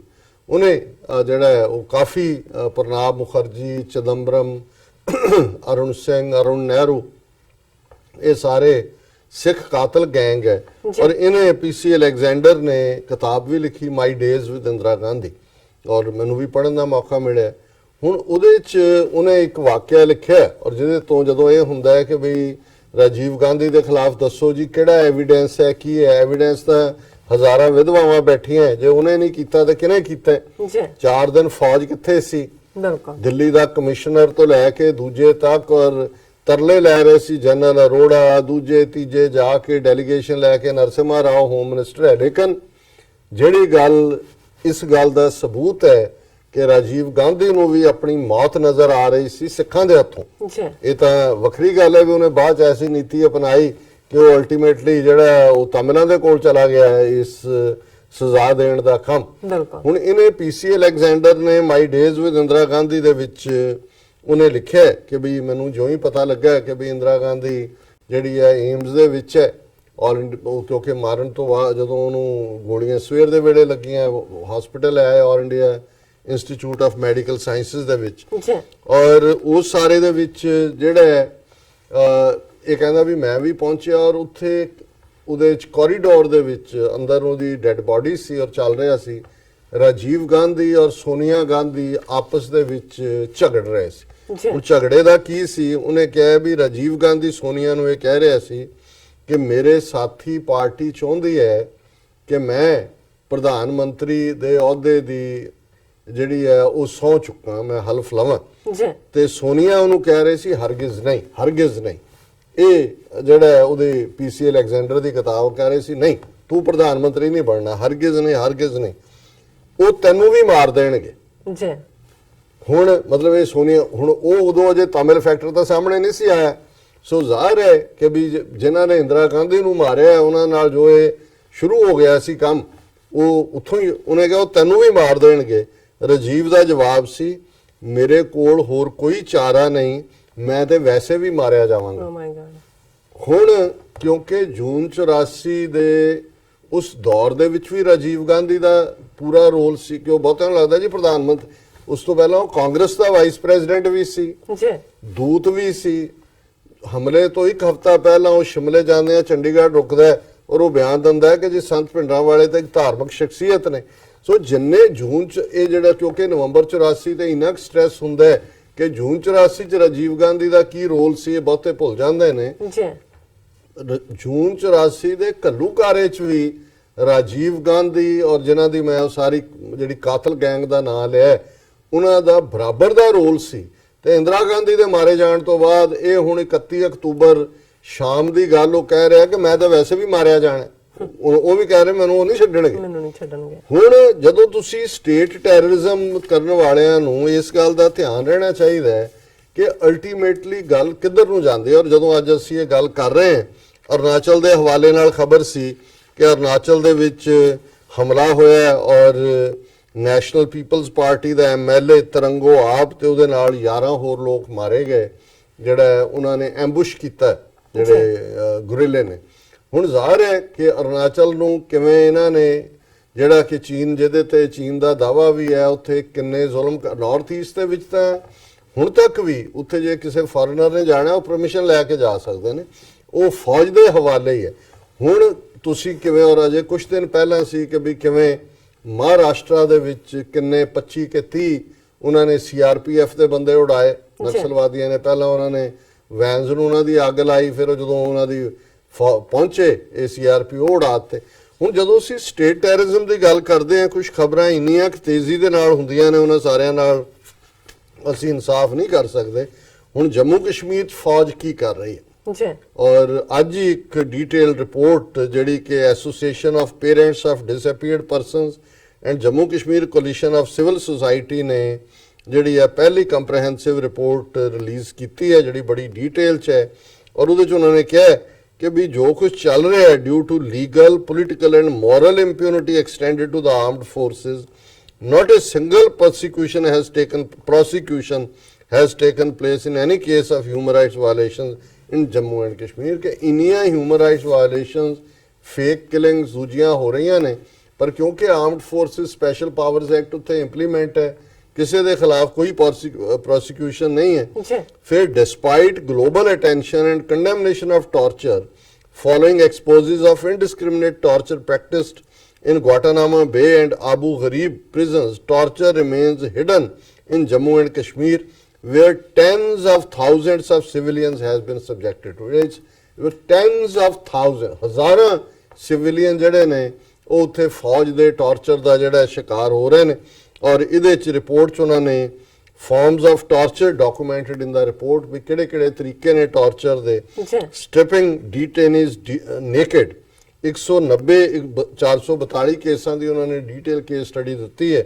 ਔਰ ਉਹਦੇ ਚ 190 ਕੇਸਾਂ ਚ ਜਿਉਂ ਹੀ ਪ੍ਰਿਜ਼ਨਰ, ਜਿਹਨੂੰ ਇਹ ਪ੍ਰਿਜ਼ਨਰ ਬਣਾ ਕੇ ਲਿਆਉਂਦੇ ਨੇ, ਉਸ ਨੂੰ ਜਿਹੜਾ ਨੰਗਾ ਕਰ ਦਿੰਦੇ ਨੇ। Beating with sticks, iron rods or leather belts, 326 ਕੇਸਾਂ ਚ ਜਿਹੜੇ 432 ਕੇਸ ਨੇ, 326 ਕੇਸਾਂ 'ਚ ਉਹਨਾਂ ਦੀ ਲੋਹੇ ਦੇ ਛੜਾਂ ਦੇ ਨਾਲ, ਲਾਠੀਆਂ ਦੇ ਨਾਲ ਔਰ ਚਮੜੇ ਦੀਆਂ ਪੇਟੀਆਂ ਦੇ ਨਾਲ ਜਿਹੜਾ ਉਹਨਾਂ ਦੀ ਮਾਰ ਕੁਟਾਈ ਹੁੰਦੀ ਹੈ। ਰੋਲਰ ਟ੍ਰੀਟਮੈਂਟ 169 ਕੇਸਿਸ, ਕਿ ਦੋਨੋਂ ਤੁਹਾਡੇ ਪੱਟਾਂ ਦੇ ਉੱਤੇ ਵੱਡੇ ਵੱਡੇ ਲੱਕੜ ਦੇ ਰੋਲਰਾਂ ਦੇ ਉੱਤੇ ਉਹ ਚੜ ਜਾਂਦੇ ਨੇ ਬੰਦੇ, ਔਰ ਉਹਨੂੰ ਤੁਹਾਡੇ ਸਾਰੇ ਜਿਹੜਾ ਮਸਲ, ਤੁਹਾਡੇ ਟਿਸ਼ੂ ਉਹ ਰਪਚਰ ਹੁੰਦੇ ਨੇ। ਵਾਟਰ ਬੋਰਡਿੰਗ 20, ਹੁਣ ਵਾਟਰ ਬੋਰਡਿੰਗ ਕਿਵੇਂ, ਪਾਣੀ ਦੇ ਵਿੱਚ ਤੁਹਾਨੂੰ ਅਧਮੋਆ ਕਰਦੇ ਨੇ ਗੋਤੇ ਦੇ ਕੇ। ਜੀ ਡੰਕਿੰਗ ਡਿਟੇਨੀਜ਼ ਹੈਡਸ ਇਨ ਵਾਟਰ, ਜਿਹਦੇ ਤੁਸੀਂ ਪਾਣੀ 101 ਕੇਸ ਨੇ। ਇਲੈਕਟ੍ਰੋਕਿਊਸ਼ਨ ਇਨਕਲੂਡਿੰਗ ਇਨ ਜੈਨੀਟਲਸ 231 ਕੇਸ। ਤੁਹਾਡੇ ਗੁਪਤ ਅੰਗਾਂ ਦੇ ਉੱਤੇ ਵੀ ਜਿਹੜਾ ਬਿਜਲੀ ਦੇ ਕਰੰਟ ਲਾਏ ਜਾਂਦੇ ਨੇ, ਆਲਮੋਸਟ ਅੱਧਿਓਂ ਜ਼ਿਆਦਾ ਕੇਸਿਸ ਜੋ ਉਹਨਾਂ ਨੇ ਪ੍ਰੂਵ ਕੀਤਾ ਹੈ। ਜੀ hanging from the ceiling mostly upside down 121 cases, ਉੱਪਰ ਪੁੱਠਾ ਲਟਕਾਇਆ ਹੁੰਦਾ ਹੈ ਸੀਲਿੰਗ ਤੋਂ। Burning of the body with hot objects 35 case, ਜਿਹਦੇ ਚ ਕਿ ਤੁਹਾਨੂੰ ਗਰਮ ਲੋਹੇ ਦੀ ਸਲਾਖ ਨਾਲ ਤੁਹਾਡਾ ਸਾਰਾ ਸਰੀਰ ਸਾੜ ਦਿੱਤਾ ਜਾਂਦਾ ਹੈ। ਸੋਲਿਟਰੀ ਕਨਫਾਈਨਮੈਂਟ, ਫਿਰ ਸਲੀਪ ਡੈਪਰੀਵੇਸ਼ਨ, ਜਿੱਥੇ ਤੁਹਾਨੂੰ ਸੌਣ ਹੀ ਨਹੀਂ ਦਿੰਦੇ। ਜੀ sexual torture including rape and sodomy 230 cases. My God. ਹੁਣ 238 ਕੇਸਾਂ ਚ ਰੇਪ ਵੀ, ਔਰ ਮੈਂ ਉਹ ਦੱਸ ਨਹੀਂ ਸਕਦਾ ਵੀ ਸੋਡੋਮੀ ਕੀ ਹੁੰਦੀ ਹੈ। ਜੀ ਇਹ ਅੱਜ ਦੀ ਰਿਪੋਰਟ ਹੈ ਜਿਹੜੀ ਕਿ ਜੰਮੂ ਕਸ਼ਮੀਰ ਦੇ ਹਵਾਲੇ ਨਾਲ ਸਾਹਮਣੇ ਆਈ ਹੈ। ਤੇ ਜੇ ਕੱਲ ਨੂੰ ਕੋਈ ਵੀ ਇੰਡੀਵਿਜੂਅਲ ਜਿਹੜਾ ਜਿਹਨੇ ਦੇਖਿਆ ਉਹਦੀ ਮਾਂ ਨਾਲ, ਭੈਣ ਨਾਲ, ਭਰਾ ਨਾਲ, ਬਾਪ ਨਾਲ, ਜੀ ਪੰਜਾਬ 'ਚ ਅਸੀਂ ਦੇਖਿਆ ਵੀ 35 ਸਾਲ ਕੀ ਇਹਨਾਂ ਨੇ ਕੀਤਾ, ਔਰ ਅੱਜ ਵੀ ਕੀ ਕਰਦੇ ਕੀ ਨੇ, ਕਰ ਰਹੇ ਨੇ। ਤੇ ਫਿਰ ਜੇ ਉਹ ਹਥਿਆਰਾਂ ਦੇ ਰਸਤੇ ਨੂੰ ਚੁਣਦੇ ਨੇ, ਤੇ ਜੇ ਉਹਨਾਂ ਚੋਂ ਕੋਈ ਨਿਕਲ ਕੇ ਫਿਰ ਜਿਹੜੇ ਹੁਕਮ ਦੇਣ ਵਾਲਾ ਇਸ ਕਿਸਮ ਦੇ ਟੌਰਚਰ ਦਾ ਉਹਨਾਂ ਨੂੰ ਸਜ਼ਾ ਯਾਫਤਾ ਕਰਦੇ, ਤੇ ਇਹਨੂੰ ਤੁਸੀਂ ਕਿਹੜੇ ਦੁਨੀਆ ਦੇ ਕਾਨੂੰਨ ਦੇ ਥੱਲੇ ਜਿਹੜਾ ਇਸ ਨੂੰ ਤੁਸੀਂ ਗਲਤ ਸਾਬਤ ਕਰੋਗੇ। ਬਿਲਕੁਲ। ਸੋ ਅਸੀਂ ਕਿਸੇ ਵੀ ਦਹਿਸ਼ਤਗਰਦੀ ਦੇ ਹੱਕ 'ਚ ਨਹੀਂ ਹੈ, ਪਰ ਜੇ ਅਸੀਂ ਭਾਰਤ ਦੇ ਕੰਟੈਕਸਟ ਦੇ ਵਿੱਚ ਦੇਖੀਏ ਔਰ ਬਾਕੀ ਵੀ ਥਾਵਾਂ ਦੇ ਕੰਟੈਕਸਟ, ਇਹੀ ਟਰੂਥ ਹੈ ਕਿ ਅਲਟੀਮੇਟਲੀ ਸਟੇਟ ਟੈਰਰਿਜ਼ਮ ਜਿਹੜਾ ਹੈ ਉਹੀ ਬਰੀਡ ਕਰਦਾ ਹੈ ਇੰਡੀਵਿਜੂਅਲ ਜਿਹੜਾ ਕਲਚਰ ਆਫ ਵਾਇਲੈਂਸ ਨੂੰ, ਹਿੰਸਾ ਦੇ ਕਲਚਰ ਨੂੰ। ਔਰ ਜਦੋਂ ਤੱਕ ਇਹ ਸਟੇਟ ਟੈਰਰਿਜ਼ਮ ਰਹੇਗਾ, ਇਹ ਜੋ ਮਰਜ਼ੀ ਕਹਿਣ ਕਿ ਜੀ ਅਸੀਂ ਦਿਨ ਮਨਾ ਲਿਆ, ਅਸੀਂ ਇਹ ਕਰ ਲਿਆ, ਨਹੀਂ। ਜਿਹੜੀ ਹਿਊਮਨ ਸਪਿਰਿਟ ਹੈ ਉਹ ਇਨਡੋਮਿਟੇਬਲ ਹੈ, ਉਹਨੂੰ ਤੁਸੀਂ ਡਿਫੀਟ ਨਹੀਂ ਕਰ ਸਕਦੇ। ਔਰ ਜਿੰਨਾ ਮਰਜ਼ੀ ਕੋਈ ਜ਼ੁਲਮ ਕਰਦਾ ਚਲਾ ਜਾਏ, ਇੱਕ ਸਟੇਜ ਤੇ ਜ਼ੁਲਮ ਕਰਨ ਵਾਲਿਆਂ ਨੂੰ ਵੀ ਠੀਕ ਹੈ, ਜ਼ੁਲਮ ਦੇ ਨਾਲ ਇੱਕ ਵਾਰੀ ਆਵਾਜ਼ ਬੰਦ ਹੋ ਜਾਂਦੀ ਹੈ, ਲੋਕ ਡਰ ਵੀ ਜਾਂਦੇ ਨੇ, ਪਰ ਇਵੇਂ ਨਹੀਂ ਹੁੰਦਾ। ਫਿਰ ਕੋਈ ਸ਼ਹੀਦ ਊਧਮ ਸਿੰਘ ਉੱਠਦਾ 21 ਸਾਲ ਬਾਅਦ ਜਾ ਕੇ ਜਿਹੜਾ ਉਹ ਮਾਈਕਰੋ ਐਡਵਾਇਰ ਨੂੰ ਦੱਸ ਦਿੰਦਾ ਹੈ ਕਿ ਤੂੰ ਜਿਹੜਾ ਦਹਿਸ਼ਤ ਪੈਦਾ ਕਰਕੇ ਪੰਜਾਬੀਆਂ ਦੇ ਅੰਦਰ ਖੌਫ ਭਰਿਆ ਸੀ ਉਹ ਤੇਰਾ ਚੱਲਿਆ ਨਹੀਂ ਹੈ। ਕੋਈ ਬੇਅੰਤ ਸਿੰਘ, ਸਤਵੰਤ ਸਿੰਘ ਉੱਠ ਕੇ ਕਹਿ ਦਿੰਦਾ ਇੰਦਰਾ ਗਾਂਧੀ ਨੂੰ ਕਿ ਤੇਰੀ ਜੀ ਸਿਕਿਉਰਿਟੀ ਜਿਹੜੀ ਹੈ, ਤੂੰ ਜਿਹੜੀ ਰਾਵਣ ਦੀ ਭੈਣ ਹੈ, ਤੇ ਸਾਨੂੰ ਹੀ ਰੱਬ ਨੇ ਤੌਫੀਕ ਦਿੱਤੀ ਹੈ ਕਿ ਤੈਨੂੰ ਸਜ਼ਾ ਯਾਫਤਾ ਕਰੀਏ। ਤੇ ਕੋਈ ਫਿਰ 30 ਸਾਲਾਂ ਦੀ ਨਾਟੀ ਜਿਹੀ 5 ਫੁੱਟੀ ਕੁੜੀ ਤੈਨੂੰ ਉਹ ਉੱਠ ਕੇ ਕਹਿੰਦੀ ਹੈ ਵੀ ਤੇਰੀ ਫੌਜ ਬੜੀ ਤਾਕਤਵਰ ਸੀ, ਉਹਨੇ ਮੇਰੇ ਮਾਪਿਓ, ਭਰਾ, ਭੈਣਾਂ ਸਭ ਮਾਰੇ, ਜ਼ਬਰ ਜਨਾਹ ਕੀਤਾ, ਪਰ ਚਲੋ ਰੱਬ ਨੇ ਮੈਨੂੰ ਵੀ ਤੌਫੀਕ ਦਿੱਤੀ ਹੈ, ਤੂੰ ਵੀ ਜਿਸ ਰੱਬ ਨੂੰ ਮੰਨਣ ਵਾਲਾ ਹੈ, ਮੈਂ ਵੀ ਰਾਮ ਰਾਮ ਹੀ ਕਹਿਣ ਵਾਲੀ ਹਾਂ, ਪਰ ਸਜ਼ਾ ਤੈਨੂੰ ਦੇਣ ਦਾ ਜਿਹੜਾ ਉਹ ਮੈਨੂੰ ਹੀ ਰੱਬ ਨੇ ਹੁਕਮ ਦਿੱਤਾ ਹੈ। ਸੋ ਫਿਰ ਇਹ ਗੱਲਾਂ ਮੁੱਕਦੀਆਂ ਨਹੀਂ ਨੇ, ਔਰ ਇਸ ਦੇ ਲਈ ਸਟੇਟ ਟੈਰਰਿਜ਼ਮ ਸਭ ਤੋਂ ਵੱਡਾ ਦੋਸ਼ੀ ਹੈ। ਜੀ ਰਾਜ ਸਾਹਿਬ, ਤੁਹਾਡਾ ਬਹੁਤ ਬਹੁਤ ਸ਼ੁਕਰੀਆ। ਤੁਸੀਂ ਪਹਿਲਾ ਇਸ਼ੂ ਸਾਡੇ ਦਰਸ਼ਕਾਂ ਨਾਲ ਸਾਂਝਾ ਕੀਤਾ। ਰਹਿੰਦੇ ਇਸ਼ੂ ਆਪਾਂ ਆਫਟਰ ਬ੍ਰੇਕ ਡਿਸਕਸ ਕਰਦੇ ਹਾਂ। ਪਹਿਲਾਂ ਅਸੀਂ ਆਪਣੇ ਦਰਸ਼ਕਾਂ ਤੇ ਸਰੋਤਿਆਂ ਨੂੰ ਅਪੀਲ ਤੇ ਬੇਨਤੀ ਕਰਦੇ ਹਾਂ, ਵਿਊਅਰਸ, ਜਿਸ ਤਰ੍ਹਾਂ ਕਿ ਤੁਸੀਂ ਜਾਣਦੇ ਹੋ ਕਿ ਟੀਵੀ 84 ਇੱਕ ਪੰਥਕ ਚੈਨਲ ਹੈ। ਟੀਵੀ 84 ਸਿੱਖਾਂ, ਕਸ਼ਮੀਰੀਆਂ ਅਤੇ ਭਾਰਤ ਦੀਆਂ ਨੌਰਥ ਈਸਟ ਸਟੇਟਾਂ ਦੇ ਲੋਕਾਂ ਦੇ ਸਵੈ ਨਿਰਣੇ ਦੇ ਹੱਕਾਂ ਦਾ ਹਾਮੀ ਹੈ। ਅਸੀਂ ਚਾਹਾਂਗੇ ਕਿ ਤੁਸੀਂ ਟੀਵੀ 84 ਦੀ ਚੜ੍ਹਦੀ ਕਲਾ ਲਈ ਵੱਧ ਤੋਂ ਵੱਧ ਡੋਨੇਟ ਕਰੋ। ਡੋਨੇਟ ਕਰਨ ਲਈ ਸਾਡੀ ਵੈਬਸਾਈਟ tv84.tv ਤੇ ਜਾ ਕੇ ਪੇਪਲ ਦੀ ਵਰਤੋਂ ਕਰਕੇ ਵਨ ਟਾਈਮ ਡੋਨੇਟ ਕਰ ਸਕਦੇ ਹੋ, ਮੰਥਲੀ ਡੋਨੇਟ ਵੀ ਕਰ ਸਕਦੇ ਹੋ। ਤੁਸੀਂ ਟੀਵੀ 84 ਦੇ ਨਾਮ ਤੇ ਚੈੱਕ ਬਣਾ ਕੇ ਸਾਨੂੰ ਮੇਲ ਵੀ ਕਰ ਸਕਦੇ ਹੋ ਸਾਡੇ ਇਸ ਪਤੇ ਤੇ 36-01 37th Avenue, ਲੌਂਗ ਆਈਲੈਂਡ ਸਿਟੀ, ਨਿਊਯਾਰਕ 11101 USA, ਜਾਂ ਫਿਰ ਤੁਸੀਂ ਸਾਨੂੰ ਫੋਨ ਰਾਹੀਂ ਵੀ ਸੰਪਰਕ ਕਰ ਸਕਦੇ ਹੋ ਸਾਡੇ ਫੋਨ ਨੰਬਰ ਤੇ 5164060694। Thank you so much viewers. ਵਿਚਾਰਾਂ ਦਾ ਸਿਲਸਿਲਾ ਇਸ ਤਰ੍ਹਾਂ ਚੱਲਦਾ ਰਹੇਗਾ। ਮਿਲਦੇ ਹਾਂ ਆਫਟਰ ਦਿਸ ਸ਼ਾਰਟ ਬ੍ਰੇਕ।